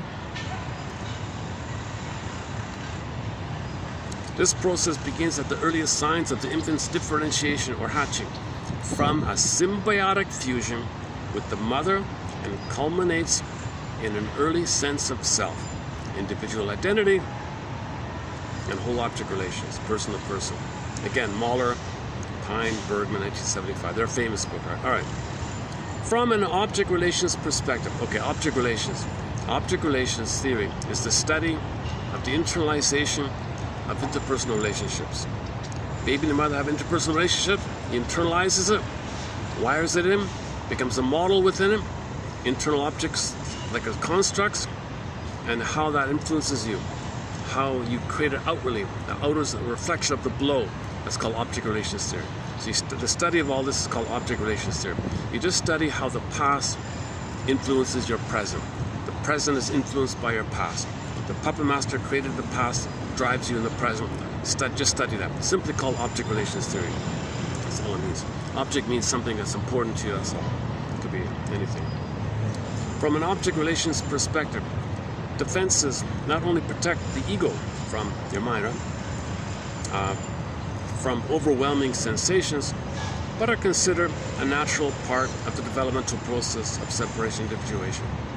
Concurrent to this process, movement occurs from, okay, so the common, another related to this is Melanie Klein.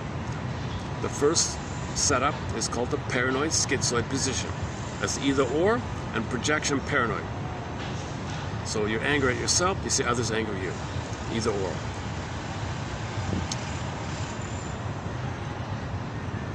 This is all good and all bad, these kind of ideas.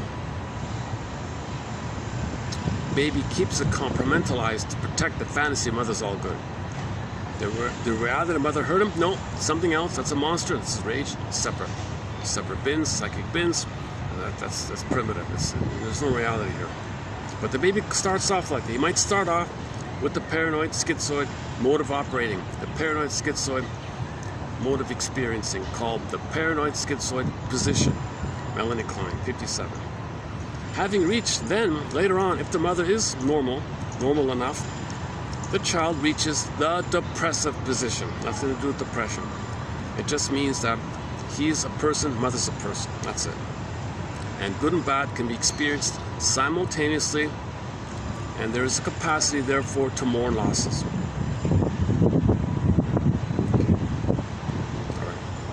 That's basically it, right? So again, to mourn losses, you gotta recognize your mother as a wounded person. If you admit that you didn't get mother's love, you're not going to get it, there's no point in waiting for it, and there's a sadness around all that time wasted waiting for it, that in fact you didn't get it, but all along you thought you got it, you didn't get it, my mother didn't love me. You know, I came across a quote a little while ago. I didn't post it. Maybe should I post it? It was a little unclear. The whole scenario was unclear. But this kid, how do I go again?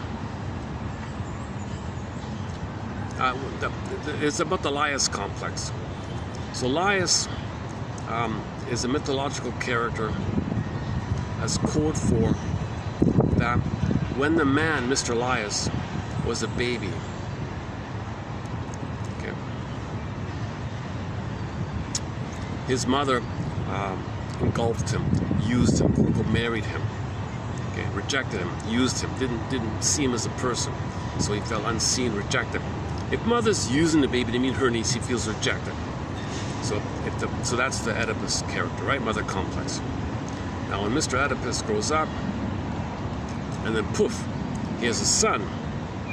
At that point, in the dream, fairy tale, poof, poof, okay, so now you got Laius. Laius is a guy who, when he was a baby, mother engulfed him, rejected him. Did I get that right? Okay, so you got the guy, he has a son. He's going to reject his son because he's become the mother, and mother rejected him by using him. So he rejects his son. So in the Laius story, he rejects his son. All right? So this is the psychology of the needs not being met. He felt rejected. So when he was a baby, his needs were not met. He felt rejected. He grows up and does it onto the kid what happened to him, because in a state of timelessness, repetition compulsion, does to his children what his mother did to him. So this is the Laius one. Oh yeah, and that boy, the victim of Laius. So the father didn't want him and all this, and how he came to discover this more emotionally for him was a sad story. He was on some ice. The father said, "I want to take you ice fishing." Son, really? Yeah, let's go ice fishing.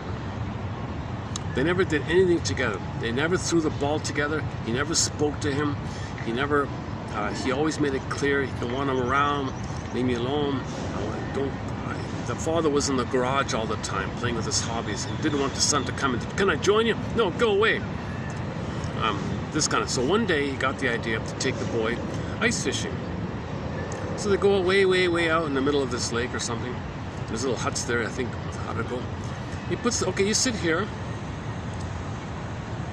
with the ice fishing. You see, there's the pole and all that. And the father left. And the son said, "Oh, why are you leaving? What's happened here?" So he just said maybe changed his mind. Is it dangerous or something? Is there a problem? So he just followed him like that. And then later on, he reported to the shrink, "Oh my God, I get it.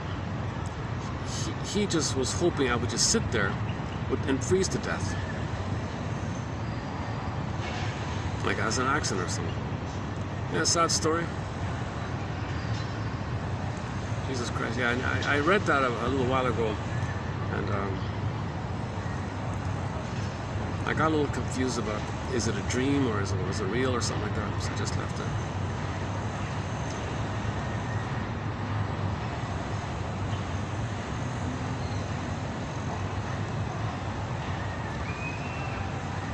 Okay, let me look into that one another time. Yeah, one second.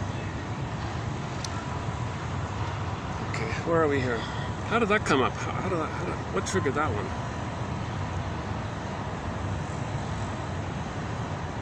Oh, the capacity to mourn, right? Grieve. Oh, so he had to grieve. Oh yeah, okay. So he had to grieve that he never had a father, but he was waiting and waiting for a father to love him and like him. So he was dysfunctional, hoping that a part of him was hoping that one day father will attend to him. So he was a failure in life, thinking that, well, maybe father will finally come around or something. But it finally dawned on him with that ice fishing exercise. He never wanted him at all like that. He was so damaged himself. He had no capacity to love his son or something like that. Right? Yeah. The second sad story we have from long ago was on the mother's end. The mother, as a baby, was rejected by her mother. So when she grew up, she wanted the power to control men. She was going to project the mother onto the men and control the men. And she got the idea the way to control the men is to use seduction as power. So when she had a baby, she wouldn't breastfeed. She wanted the bountiful teats, the mammaries. She went to the office, jiggled the mammaries, and all the guys were gaga goo goo, right? The imprint. Okay, play the clip from Jim Carrey, the liar, the elevator scene from the film Liar, Liar. And he's staring at the breast like that. So she realized that boys imprint on the breast, and boys are frozen, hypnotized by the breast. All she's got to do is show cleavage and jiggle a little bit, and then the men are stuck. So she controlled all the guys, a symbolic mother. Aha! I'm gonna control your mother. All the guys are playing mother. But now the men on their side, they have part object related. They're staring at the breast, hoping to be nursed and fed and all that. So that's their fantasy. But on the woman's agenda was to control the men. Do what I say. Jump, do this and do that. What do you want me to do? What can I do? They're all competing and racing to please her. How can I help? Do you want this? Do you want this? They're throwing her gifts and throwing her fur coats and rings and what kind of trying to win her love like that. She had them all hooked in like this. Using the seduction as power. So now she's getting supply. All the gifts and money and jewelry and fur coats and all that. This was symbolic mother. She was finally getting a response from mother. The material she was extracting from all these guys get a symbolic of the mother. Meanwhile, the poor baby was not nursed. The father said, "Darling, why aren't you nursing our baby?" Give him the powder stuff, who cares? You're going to deprive our own baby a mother so you can fantasize getting symbolic mother to the office with the material? Hell yeah. Give him the powder stuff, ignore him. Right? So she was too busy trying to get symbolic mother, using seduction as power, jiggling the mammaries. So when she doesn't breastfeed, she's got these bountiful teats, right? That's what she was jiggling. And then the men were spellbound.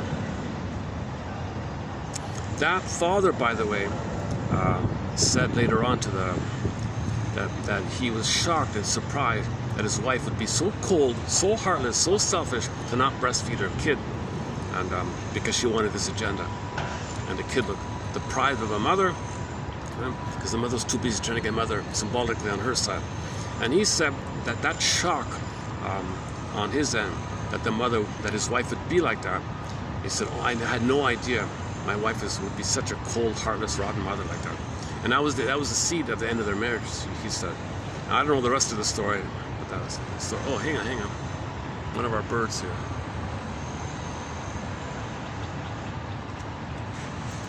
This is a fairly common bird in this area. The one with the orange, I don't know if you can see him, he's got an orange beak.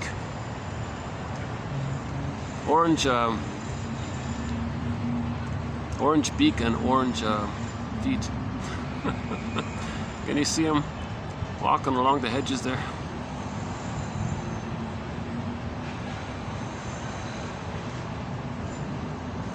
Oh, okay, and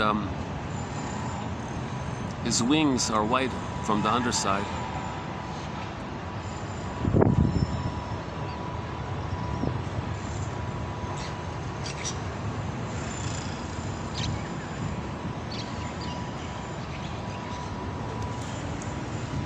Yesterday we had a nice, cute bird just beside me yesterday as well. Wow, there's two sad stories, eh? So maybe the intensity of these two stories makes it kind of clear that if you didn't get mother's love, you're not going to get it. And you gotta give up. You gotta give the all hope for better childhood past. A very clear Twilight Zone episode on this is called One More Pallbearer. Okay, some wealthy guy went to an elaborate effort to try to extract acknowledgement, validation, and hopefully an apology from his mother. Not directly to the mother, but 3 repetitions of the mother. So he pulled in these 3 people. Come on, come clean. You were so cruel, you were cruel. They were just repetitions of the mother. They were enraged that's supposed to apologize to him. They were attacking him. Wow, eh? He was really hoping the mother would bow. You cannot get an apology from a narcissist. Narcissists cannot apologize because you need some kind of I to do so. Because the I is I feel badly. You don't have the I for that, so they can't apologize. Here he was trying to get it. He was trying to extract. But you can never get an apology from a narcissist if they don't have an I.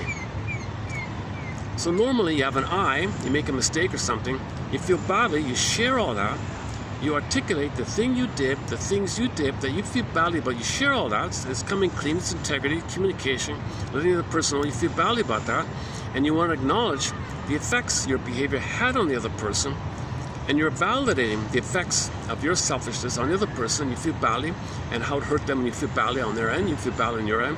And you kind of relay all this, and you won't do it again. You know, so badly. So that's all part of an apology. But an I is needed because you got I feel bad. You need an I there to say I feel badly. I mean, authentic I, right? Not some cynical, narcissistic entitlement I, not the defensive I, the false I. That's not a real I, the false one. That's all defensive to get your neurotic needs to perpetuate your defensive structure around the pain of not having an ability to apologize. I like that. So lesson learned, you're not going to get an apology from. Eckhart had the same thing. Eckhart had the same thing with one of the cases. The guy was, similar to the example earlier, the guy was a bully. Was he? No, hang on. No. The guy was a loafer. And he wanted to show up the father.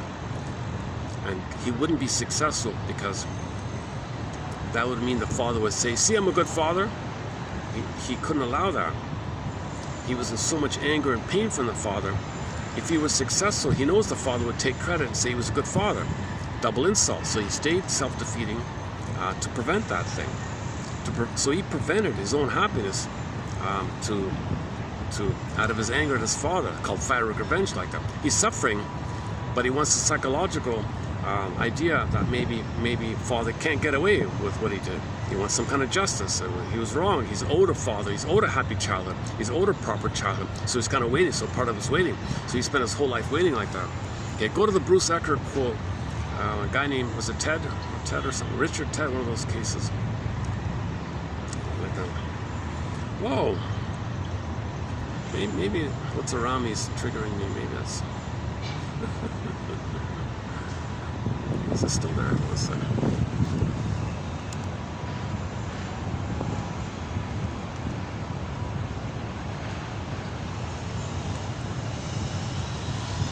Yeah, they don't hear me over there, so it's okay.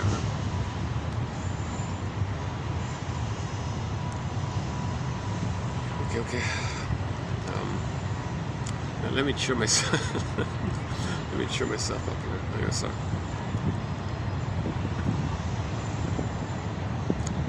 Okay, next one. Okay, so here's from the same article. So here's their quick, abbreviated run-through of some common defense mechanisms. Okay, so he kind of has a lot of people do that. They like to say, quote-unquote, the less destructive to the more destructive, or something like the quote-unquote mildly neurotic to the more severely neurotic. So it doesn't work. None of these scale things work. So people have tried it again and again. It doesn't work. You cannot. I don't see how it works. Splitting, yes. Either or thinking, yes. Part object relating, yes. Okay. All or nothing thinking. My greedy. These kind of infantile. Yes, that's the primitive stuff. The higher ones are just cloaks for the lower ones mainly. All right. So So what I'm going to read here is not, in my opinion, it's not in any kind of spectrum or order. There's no like degrees here. These are just self-contained, independent ideas of defense mechanisms. All of them have degrees of it. One can be more severe than one that could be mild, but the mild one could be worse. If it's worse, then there's no rhyme or reason in terms of sequence or ordering. I don't think so, although they try to present it that way. So here we go. Repression. So let's start with repression, a very common one. So you press down, right? You just deny, push down, repression. Right? Some people think that the baby can't even repress. They just do either or. Like there's no memory. What are you repressing? Just either or. Well, the repressing causes the either or. So I don't buy that idea either. And the repressing and the either or causes dissociation. They're all linked. They're all overlapping, these defense mechanisms. Okay, repression is the primary defense mechanism in general. All right. It operates unconsciously to keep your needs and feelings out of awareness. Simple as that. Okay, intellectualization involves the substitution of ideas, knowledge, information, instead of feelings. Another common one. So if you're ruminating in your thoughts, philosophy, thoughts, you're obsessing with your thoughts, that's a failure of emotional processing. If you can't emotionally process, emotionally feel, if you can't feel it, you're spinning up in the thoughts, trying to find a nest, a basket, so an egg of feeling can appear, so you can feel. The egg is the feeling, the potential to feel, new birth of feeling. So psychoanalysis looks for an egg and a basket is missing. So if you're not feeling, you're going to weave around this nest of thoughts so you can feel. There's a film giving advice to couples. What's it called again? It's from the mental hygiene movement from the 50s. And the couple got married and all that. And the guy went to the office and she stayed at home, right? And every day when the man came home, he would obsess and ruminate about the going-ons at the office. She was bored listening to this. But he would go on about the gossip at the office and this and that and this and that and this and that. And she wanted to talk about herself a little bit. She was totally ignored. He was going on and on about these things. And the narrator, the background voice, the narrator said, "Hey, you, wife, all you gotta say is, listen, all you gotta say is, hubby, are you going over the day to see how you better could have handled it?" That's all she had to say to save her marriage. All she had to say, according to the narrator, to save her marriage, which was on the rocks, was to say to the fellow, "Hubby, are you going over the day to see how you better could have handled it?" "Oh, is that what I'm doing?" "Oh, I feel better. Now I get it." "Oh, how was your day, dear?" And all she wanted was some credit for cooking a nice carrot cake. "Hey, I like that nice cake." He wouldn't give it to her. She wanted a little credit for creating this new carrot cake. He was obsessing with his thoughts. So the advice was to her, give him some empathy, and then he'll turn around and notice you. Like that. Intellectualize this. So he was intellectual. So too much in your head, it's a failure of feeling, and you're trying to feel. We suffer from these reminiscences. Somebody said, Mr. Freud said, right? Isolation involves the separation of affect from experience, where a person separates emotion from an idea. So you compartmentalize or isolate from each other knowledge of the event, the memory of the event, click, one box, the emotion of the event, whoa, click, another box. Primitive defense. Right? You can't link it. Something happened, I can't feel it. I feel something, what happened? I don't know. So you got to bridge it and have a narrative like that, sometimes called isolation. I don't use that one, but I usually just say compartmentalization. So this is seen in the Wizard of Oz, right? In trauma, okay, Kansas is like the conscious world, and then tornado, magic, poof, another world, Oz world, right? Unconscious. Oz is the unconscious world, okay? And you see the going-ons in the psyche. In the psyche, you're facing the trauma. The scarecrow represents the guy with no brain. He can't think it. Damage. Remember in trauma? Your hippocampus is damaged and your cortex is damaged. The guy says, I got no brain, like that. Okay, the Tin Man represents the loss of the feelings, the heart, the soul, ball goes down the well, guy's got no heart, can't feel. Okay, princess flew away, he feels empty. Depersonalization. Depersonalization. He's a tin man. He doesn't feel like a person if he's a tin man. Scarecrow can't think, I can't think. So knowledge of the event unavailable, one box. Feelings of the event unavailable, another box represented by those two. And the third one is the lion, who feels cowardly and disembodied. So that's the third version of it. So the body can't feel your embodiment, can't feel your heart area, and you can't even think. It's all fragmented. Dorothy's a part of the psyche. Dorothy's a part of the innate going-ons. To link it up, line it up, get them all together, skip along the road together, line up together, hook arms together, line a bridge together, and have a linking together. You got to link it up. So linking, you got to link knowledge of the event, the feeling of the event, and then it goes in, and then you're embodied again. So the lion is sort of the key one at the end, right? The lion.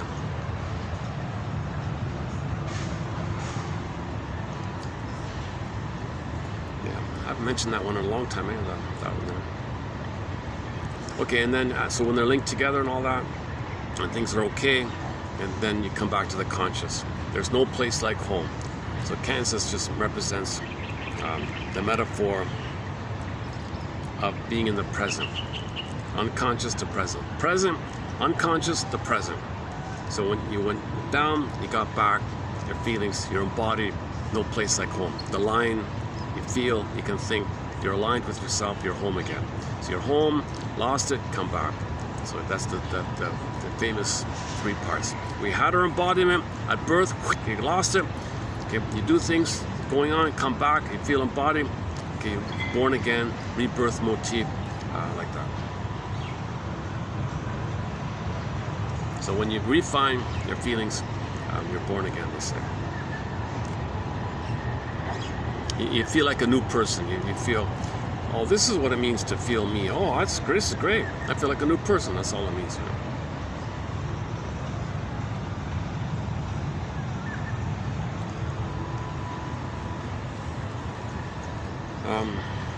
What's the next one? He's got a thing here called higher level denial. Higher level denial involves an attempt to reduce or to minimize the impact of painful or conflict-laden perceptions through disavowal of its cognitive and affective significance. Okay, so this is just, this is minimizing, maybe called minimizing, or partially denying. Oh, it's sour grapes, didn't matter, maybe like that. Okay, this is not like an in-depth, this is not like a really too in-depth. Okay, they got one. These are Italian. These two are from Italy here, by the way. So maybe they see things from whatever material they have over there. I don't know. Pollyannish denial. Pollyannish denial involves, quote, persistent efforts through selective perception, minimization, and use of fantasy to be conscious of only cheerful, optimistic, benevolent, pretty, untroubled, and or otherwise positive aspects of experience, relationships, and behavior, unquote, Roy Schaefer, 54. Pollyannish denial. So I never thought of that. Pollyanna, of course there's denial in that one. Okay, rationalizations occurs when justifications are used to make unacceptable or unbearable feelings more tolerable. I mentioned before, lying to ourselves. Reaction formation refers to an unconscious replacement or overemphasis on attitudes that are, or wishes that are the opposite of what's bothering you. Yeah, so there's a thing called counterphobia, reaction formation. Just to stay in touch with it, you flip it. It's like a counter. It's the way you stay in touch with something you deny is to say it in code by its reverse. So you say, okay, I gotta find some new examples for this, but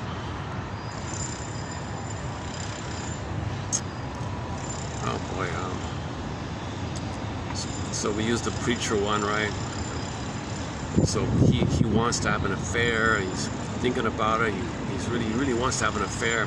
He gets on the soapbox and really angrily, aggressively says how awful extramarital affairs are like that. But really, he wishes it, but he can't know it. He can't bear it. He wants it. He really desires it, but it's too embarrassing to him. It's too painful. But to stay in touch with it, he talks about it to deny him by talking about his wish for it, by saying, I don't want it, but he really wants it, that kind. Or the sitcom. The girl likes the guy, embarrassed to say that she likes him, so she throws a rock at the guy. I hate you, but really she likes him. The viewer knows she likes him, but she doesn't know. But we see that she herself doesn't know, but we know that she likes him. I really hate you. She's crying. You really like me? Yes, I do. So this is when you're embarrassed to admit something. You can express it by expressing the opposite.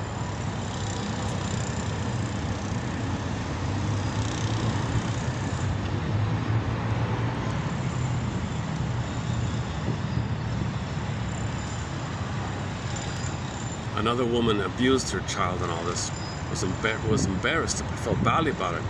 She went on the soapbox and said, no, I'm telling, it's very important. Corporal punishment is it's really right. It's wrong. She knows it's wrong. She feels badly. She does it wrong. She feels awful. She feels terrible. Doesn't want to know she feels terrible. She's embarrassed. She can't handle how badly she feels. So she brags and says, no, it's okay, it's okay, it's okay. It's a kind of a flip denial kind of thing. But the idea is, when there's a thread there, it just flips. There's a line there. Let's pick up on that one. That's something that's still undeveloped. I've never really looked too deeply into this rationally. It's reaction formation, counterphobia. Okay, next one here. Yeah, I feel embarrassed. I should know that better by now, right? After 6 years of this. Okay, psychic splitting is the fundamental defense in many disorders of the self. For example, BPD. Just for example. It occurs when oppositely toned feelings and urges toward the object or the self are kept separate, because if these feelings were experienced simultaneously toward the other person or the self, unbearable affects such as guilt or anxiety would result. All right. So that's why the lady with the BPD is so crazy making, right? 1 minute she likes the guy, next minute, poof, she hates him and doesn't remember that a minute ago she likes him, because like two separate personalities almost. So this flipping back and forth is immense. Goldstein calls it something in the mind called the BPD amalgam. Your primary mentation to your secondary mentation, and your secondary mentation to your primary mentation. So unconscious to conscious, conscious to unconscious. Those two kind of lines like that, if they fuse together and poof, you get a magic mirror. Now you can say, you can dazzle around. Did you mean that? No, I meant that. They're over there. Did you mean that? I'm over there. You said that. I forgot. I meant that. You meant it over there. You said that. No, there's no time. So they can dodge around. Now you see me, now you don't capture, you can. So there's like a magic mirror, hollow mirrors, house of mirrors like that. This is a huge survival like that. So the BPD people, they have identity diffusion. They can be this. Next minute they can be that. They can say yes to this, and next they totally forget it. I didn't say that. They might actually really forget it or pretend to forget. They can pretend to forget or actually forget. It's an immense level of survival. So BPD can be charming 1 minute and then hate you the next minute. So that's why their relationships are intense, dramatic, soap opera, wild, short-term, intense, erratic, next, and same thing, fighting, chaos, because the baby had a struggle. They recreate the struggle. They struggle, imprint, struggle all the time. So it's called relational PTSD. BPD is called relational PTSD. So their relationships are this traumatic recreations all the time. And part of it is, I can't trust.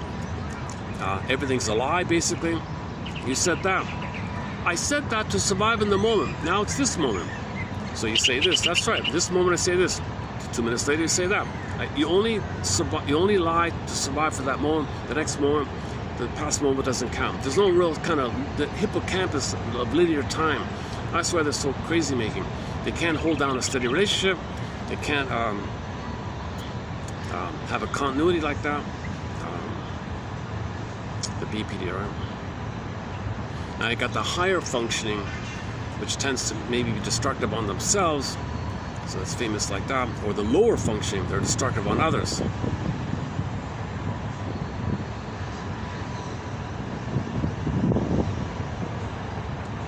Yeah, we could go on that one, but so we have a thread on the BPD personality pattern.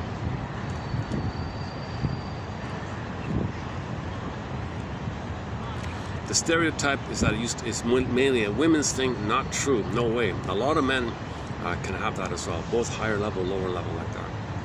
The lower level BPD on the men's side very much resembles the bully pattern, chaotic like that. The reason it resembles it because Grotstein refers to that lower one as a fusion between the narcissistic proper, which is kind of stable, and the bully one, which is the aggressive one, and they flip back and forth. To borrow Masterson, I call it the Swiss cheese narcissist. They fall in the hole, they can't be stable, they go chaotic. So they bounce back and forth. When they're not narcissistic, they're bullying, narcissistic bullying, so the lower function BPD. Lower function BPD, they're like bullies basically. But the bully is pretty stable and consistent like that. But the BPD can be briefly stable like a narcissist, then chaotic like the bully, then stable like the narcissist, chaotic like the bully. They can flip back and forth. So they're way more erratic like that. Shrinks traditionally say, no thank you, I cannot take any more BPD clients in my caseload. I got one, that's enough for a lifetime. They're draining, they're very draining, they lie all the time, they cannot tell the truth, they cannot free associate, they won't trust, so they'll sabotage. Like that. They're trying to communicate what happened in the nursery. The chaos they felt with the mother, they recreate it as a communication like that. So Masterson talks mostly about the higher functioning one. He doesn't really cover the lower functioning one too much. Also like that,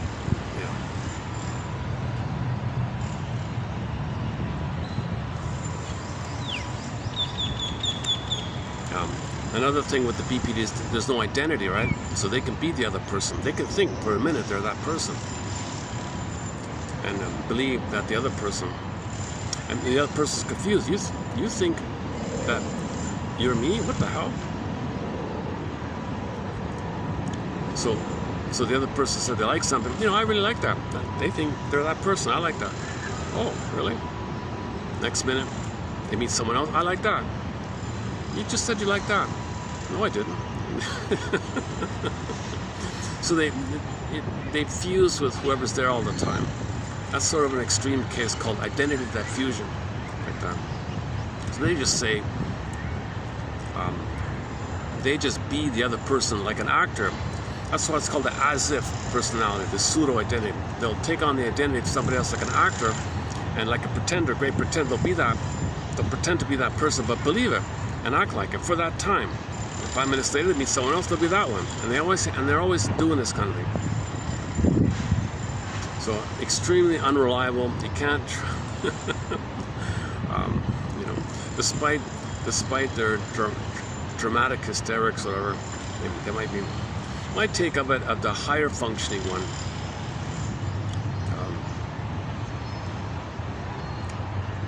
they don't use the word histrionic anymore, right?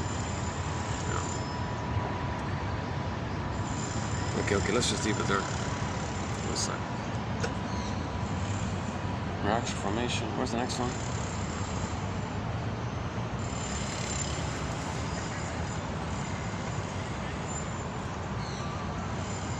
Let me just take a little musical break here. Let me change my chair here. Hold on a sec. Let's play something.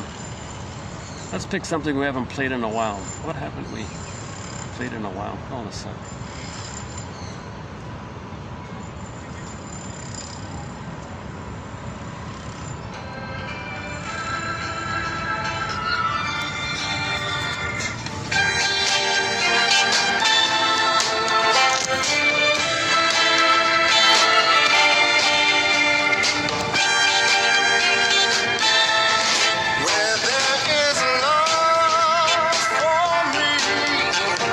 That's the place I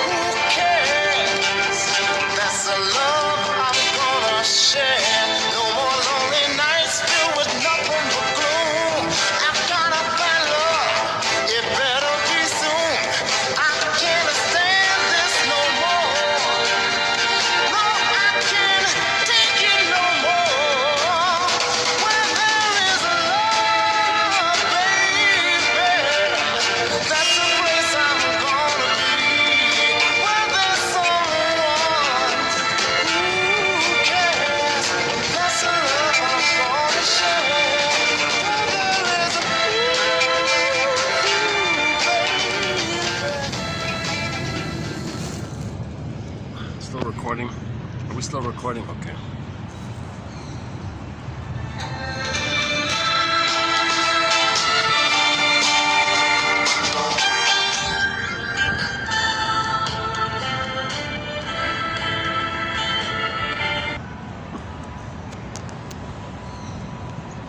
That was Jimmy Delp's Where There Is Love. One of those rare oldies kind of songs. Okay. Let's keep going here. How are we doing here? Are we well, let me check the battery. Oh my god, hang on. 20%. Okay. Okay, let me get the battery to plug it in. Oh, sorry. Hold on a second. Sometimes it drains very quickly when it gets near the end. All set.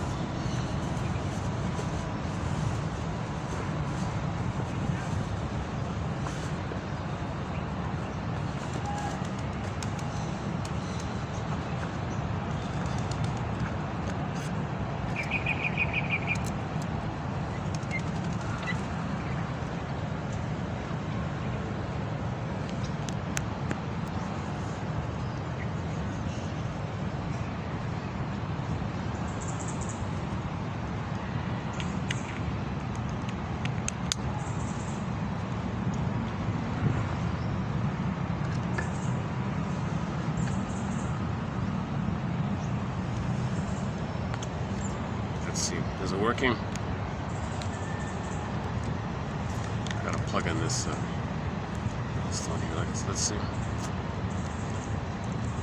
It says 28. Okay. All right. Now these defense mechanisms really deserve more attention, but I just thought I just wanted to try out what they have to say here. Devaluation refers to a tendency to depreciate, tarnish, or lessen the importance of one's inner or outer objects. This is the sour grapes one. Primitive idealization involves a denial of unwanted characteristics of an object and then an enactment of the object, an enhancement of the object, by projecting one's own omnipotence onto it. Okay, so this is called the idealizing transfers. If mother said to the baby, "Who do you think you are?" kind of thing, okay, the investment goes to the other. So later on, in print, okay, to feel special, they gotta idealize someone and bask in their glory, so to speak, and they feel special by idolizing someone. So they project their grandiosity onto someone else, the omnipotent other, and do it that way, and they feel that vicariously they feel special by doing this, because the imprint was the mother didn't allow that in the child. So they become what Masterson calls a closet narcissist, or the voyeur narcissist. Well, I'm calling it the voyeur, or the vicarious. Mr. Kohut calls it the idolizing disorder of the self. So the only way to acknowledge your narcissistic grandiosity is to put onto someone else and say and idolize him, like the idol thing kind of thing, and feel special that way. Idolization. Yeah, I'm having second thoughts about this list. This is too it's too skimpy, and it's not even that spot on, right? Projection occurs when objectional feelings or experiences of a person. It's funny, I saw this morning. Oh, this should be okay. And now I'm reading, oh, really?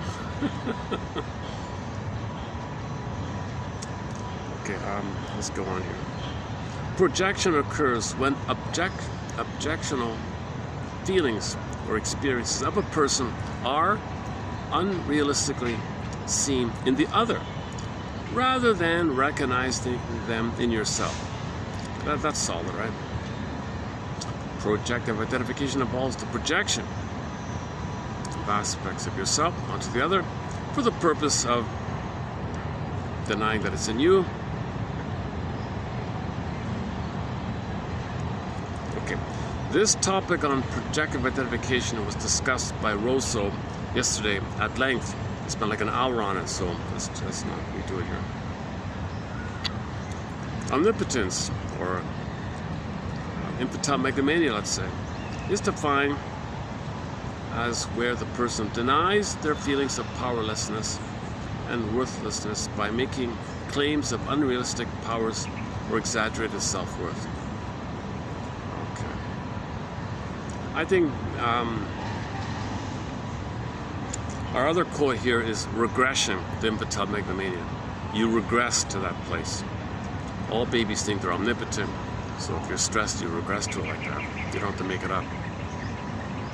Or if you make it up, that's a reaction formation. You feel helpless and powerless, you reaction formation. Oh, I'm so powerful, I'm amazing. So there's reaction formation. If you don't want to admit, but you're tied to it, the pain of it is to flip it and say the opposite. Right? Massive denial is a severe form of denial involving significant distortions of reality to the point that a segment of subjective experience or the external world is not integrated with the rest of the experience. Okay, this next part here is a huge question mark. We only have 2 quotes so far on a topic that's out of my zone. Forensic psychiatrists can talk about it. So this is a short one here. So I'm adding very slowly, incrementally, quotes in this difficult topic. Okay, so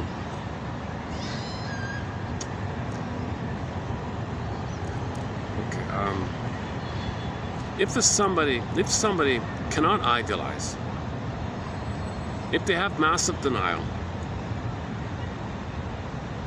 and they cannot idealize, the absence of elevated idealization in these individuals also suggested the lack of pseudo-sublimatory channels consistent with their failure to maintain a stable identity. Because if you're idealizing, that's related to your identity. Like you want to feel yourself, you can't even know that, so you don't even idealize it because there's no link to yourself. No way. Which often manifests as an inability to sustain a regular life kind of thing. Heavy reliance on primitive defenses.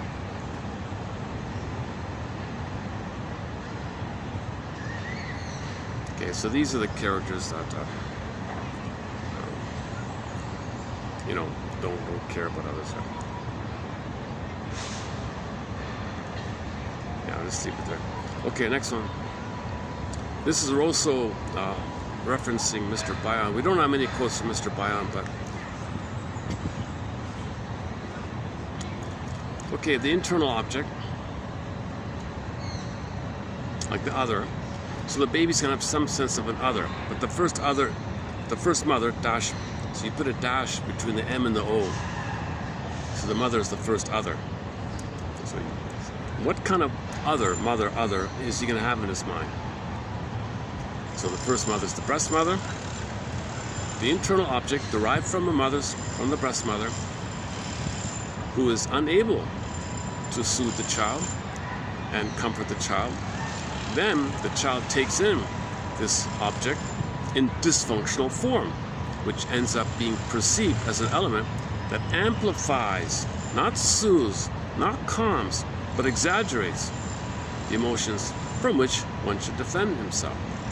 Because you're adding your rage to it. You're adding your rage to your mother failing you, and that's attacking you. So things are amplified. Mother should soothe you. You're enraged, now you're enraging yourself, so things are amplified. You're stressed, you're attacking yourself, kind of. As a result, this gives rise to attacks on the emotional capacity to form link, back to the links, right? This dynamic hinders the formation of authentic emotional connections, favoring modes of thinking dominated by cold, impersonal associations, which may seem logically coherent, but lack emotional warmth. The links that can endure are perverse, destructive, and devoid of vitality. It is Mr. Bion there. So he's famous for this thing called linking. You can't link my feeling to my thought. I can't link it. So your anger's attacking it. No, don't link it. You can't feel it. Defense against feeling. So you isolate or compartmentalize the feeling and the thought, You try, something attacks it, so it attacks on linking. So these are people who talk in a rigid, cold, robotic, it sounds logical, there's no warmth or feeling like that. So that means in the mind, they're angry at the mother. And the mother is infused with the baby's anger, and now it's an angry mother attacking him. And this attacking of him splits his feelings and thoughts. So now since he can't feel, he's going to intellectualize. This makes him cold because he can't feel. There can't be warmth in his thinking. That's what he means, I think. Okay, one more here. Last one. Yeah, this one out the Fairbairn one. Fairbairn says if things go well, baby can sense the whole mother, full person. If he's stressed, just the breast mother. If he's more stressed, then just the nipple, right? In Fairbairn's view, possessive and indifferent mothers who do not allow the child to feel loved as a person cause the child to regress to an early oral mode. At this stage, the mother is perceived not as a whole figure, but merely as a breast, a partial object called part object, rather than a mother as a whole mother with the parts. So it doesn't even get there yet, right? So the child should ideally see there's a whole mother with the breast, a mother and a breast, but the mother has the part. But it's the mother, the main one, right? The child can't do it if he's under stress. All there is the breast. What's the mother? It's part object relating. So if somebody lives with part object relating in their life, okay, they won't see you as a person because they were never seen as a person. So this is famous for narcissism, where the world is a breast, a part that should serve them. The thing about the fetish comes from there. It's a part, like that part object relating. The guy with the waddle and Ally McBeal show, and the guy with the knee, Claire's in the film Claire's knee, and things like that. Was there a third one?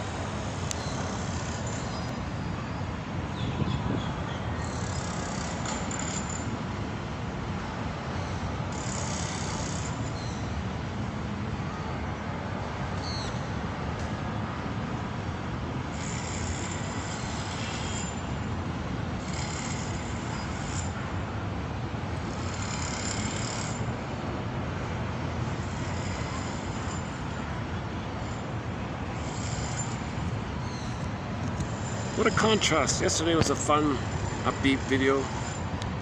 Today's kind of sluggish with the little weaker quotes.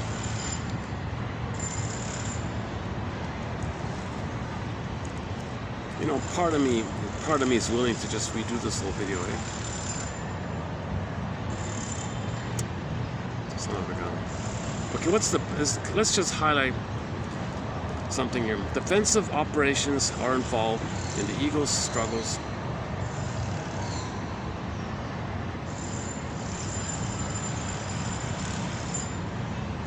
Well, no, okay, hang on. This part was okay. Okay, let's leave it for this part here. This part here, primitive defenses coincide with a person's part-object orientation and inability to integrate both good and bad objects. Again, your memory of your mother attacking you is your anger cry for love. The bad object is no, it's you crying for love. It's called the bad object. No, it's you crying for love. So there's no bad object. See, everything's love or a cry for love. So this is a little confusing like that.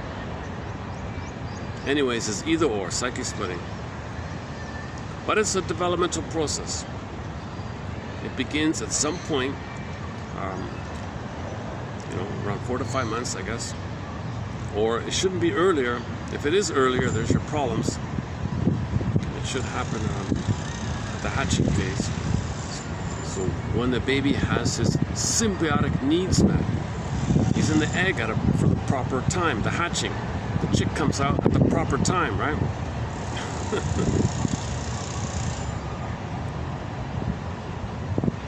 And if there's a problem there, then you're going to create these defenses. You may rigidly stay either or, rigidly against, rigidly avoid, rigidly please, rigidly covert, passive-aggressive bully. But if things go relatively okay, the child will briefly go through the either-or called the paranoid schizoid and graduate to the depressive position, both and. If that's failed, you got to do it at midlife.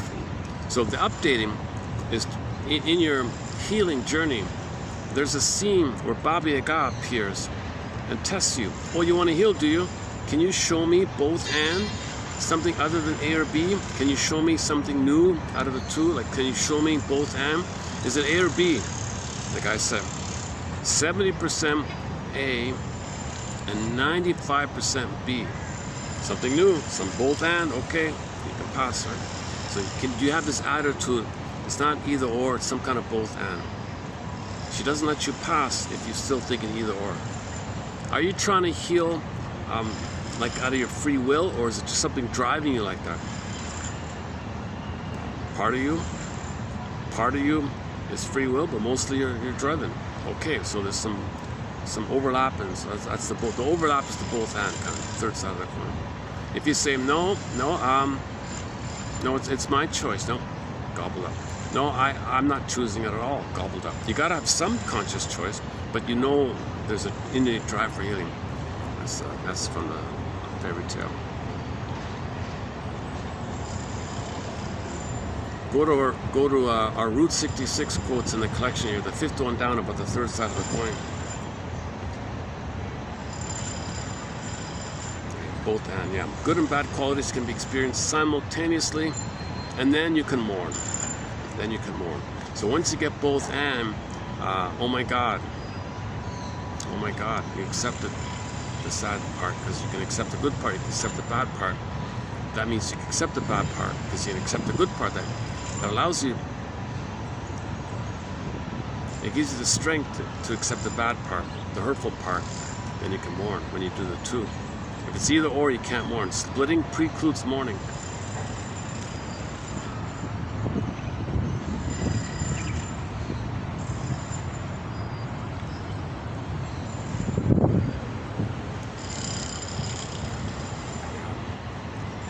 I'm not as refreshed today as I was yesterday. I can't have every day in that upbeat mood, right?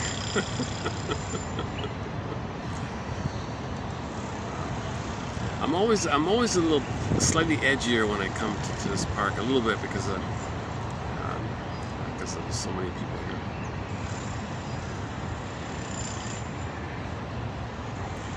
Well, okay. So this was a preview of 32, 31. I'll keep it there. It's not one of the better batches, but that's the nature of this collection. We'll post 10 pages of quotes or 10 videos with the hope that 10% of the material will be of value, 10% of the material.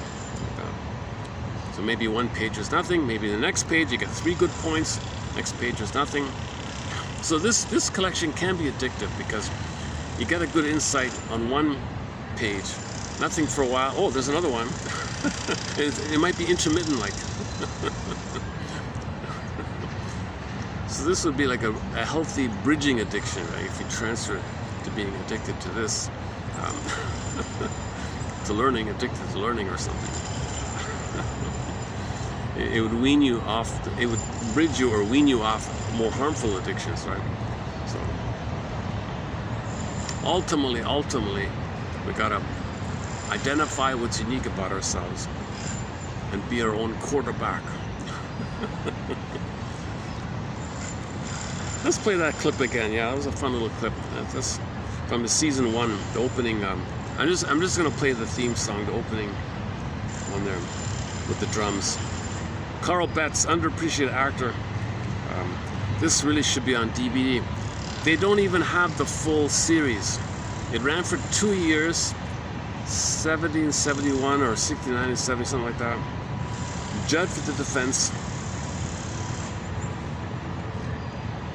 They've only got like half of the episodes on here. In the comments section, people are clamoring, oh please somebody post this episode or that episode.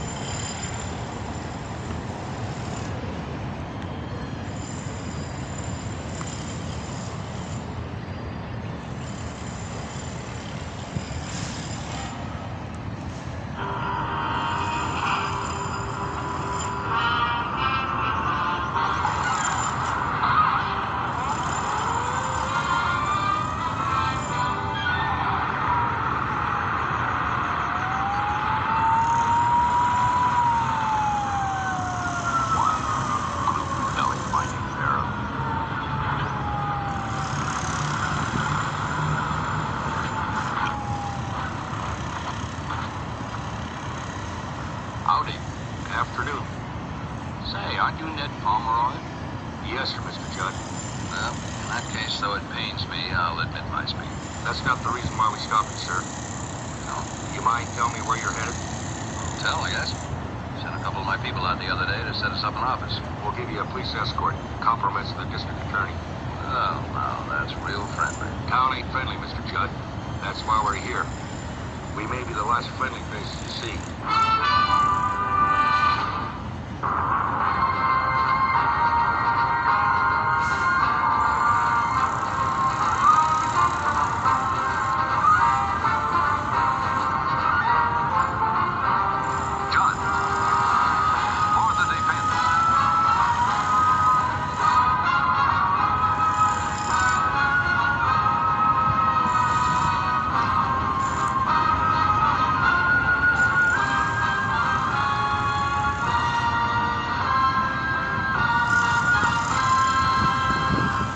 What's great about this show is the script writers, and for many of them, have an analytic underpinning to it, and it helps him to solve the case, not directly, but it's a clue to solving the case, the psychoanalysis of these characters. So I read out some of the quotes from this show. So go to yesterday's. Once again, go to yesterday's video. If you get one thing from this video here today, it's to go to it's to go to the 4-hour one. Let's see, what is it at now? It's still because of the songs that the thing is copyrighted. It's blocked, so there's no views yet. Yeah, no views. It's 4 hours. That's the one there. The one before got 5 views. That's pretty good. The one before got 4 views. I posted a few shorts yesterday. Yeah, these ones here. Oh yeah, he's a love fugitive from the love that he seeks. One of them, to my surprise, got 700 views about the psychosomatic symptoms. That one there. Yeah, one of them went viral. 699 views. The shorts they're pretty good. There's some good shorts in here.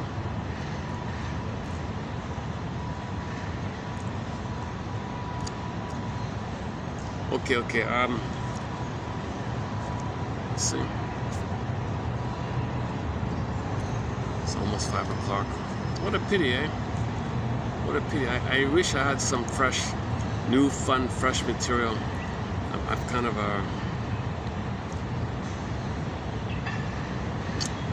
the ones I found this morning with this one here, so they're a little on the weaker side.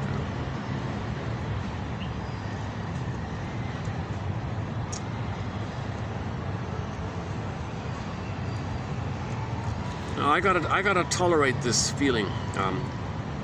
There have been a lot of stellar material, presentation, and quotes.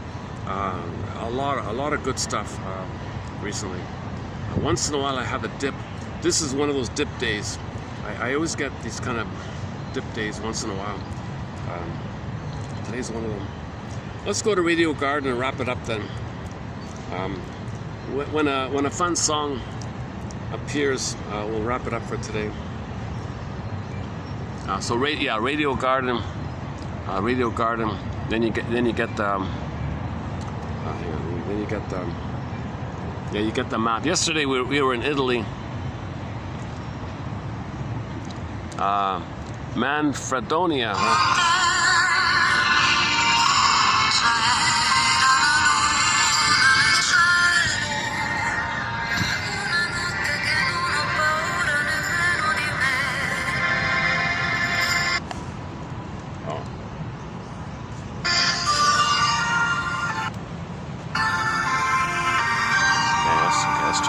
Let's do it like this then. Volterra. Revisioni auto e moto Oh, Switzerland. All right. What's over here?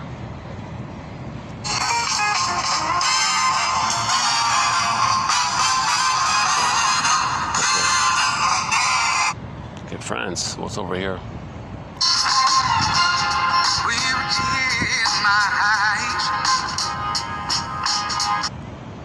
T bass and to bass.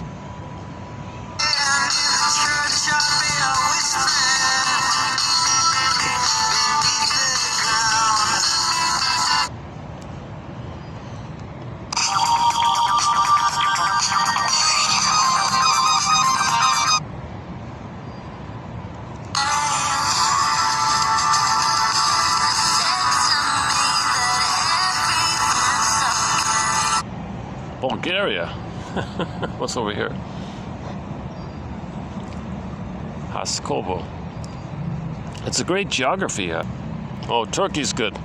A lot of great music from Turkey. Hang on. Unuttur yalnız yaşadığım her gece öyle gel. Bu gece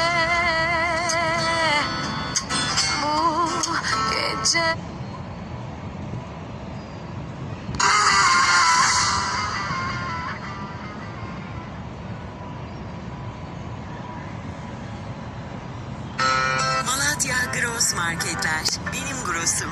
Yanınızdayız. Yakınınızdayız. Dilber, Ferhat misal döner hey dost, sergerdan olur. Half of this is copyrighted, eh?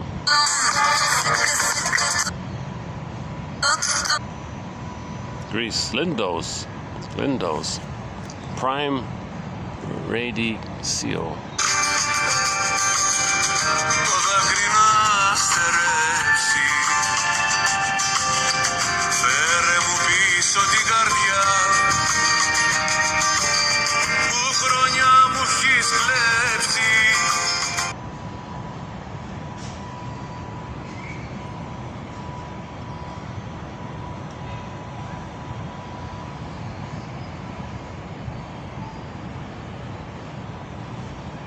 Tree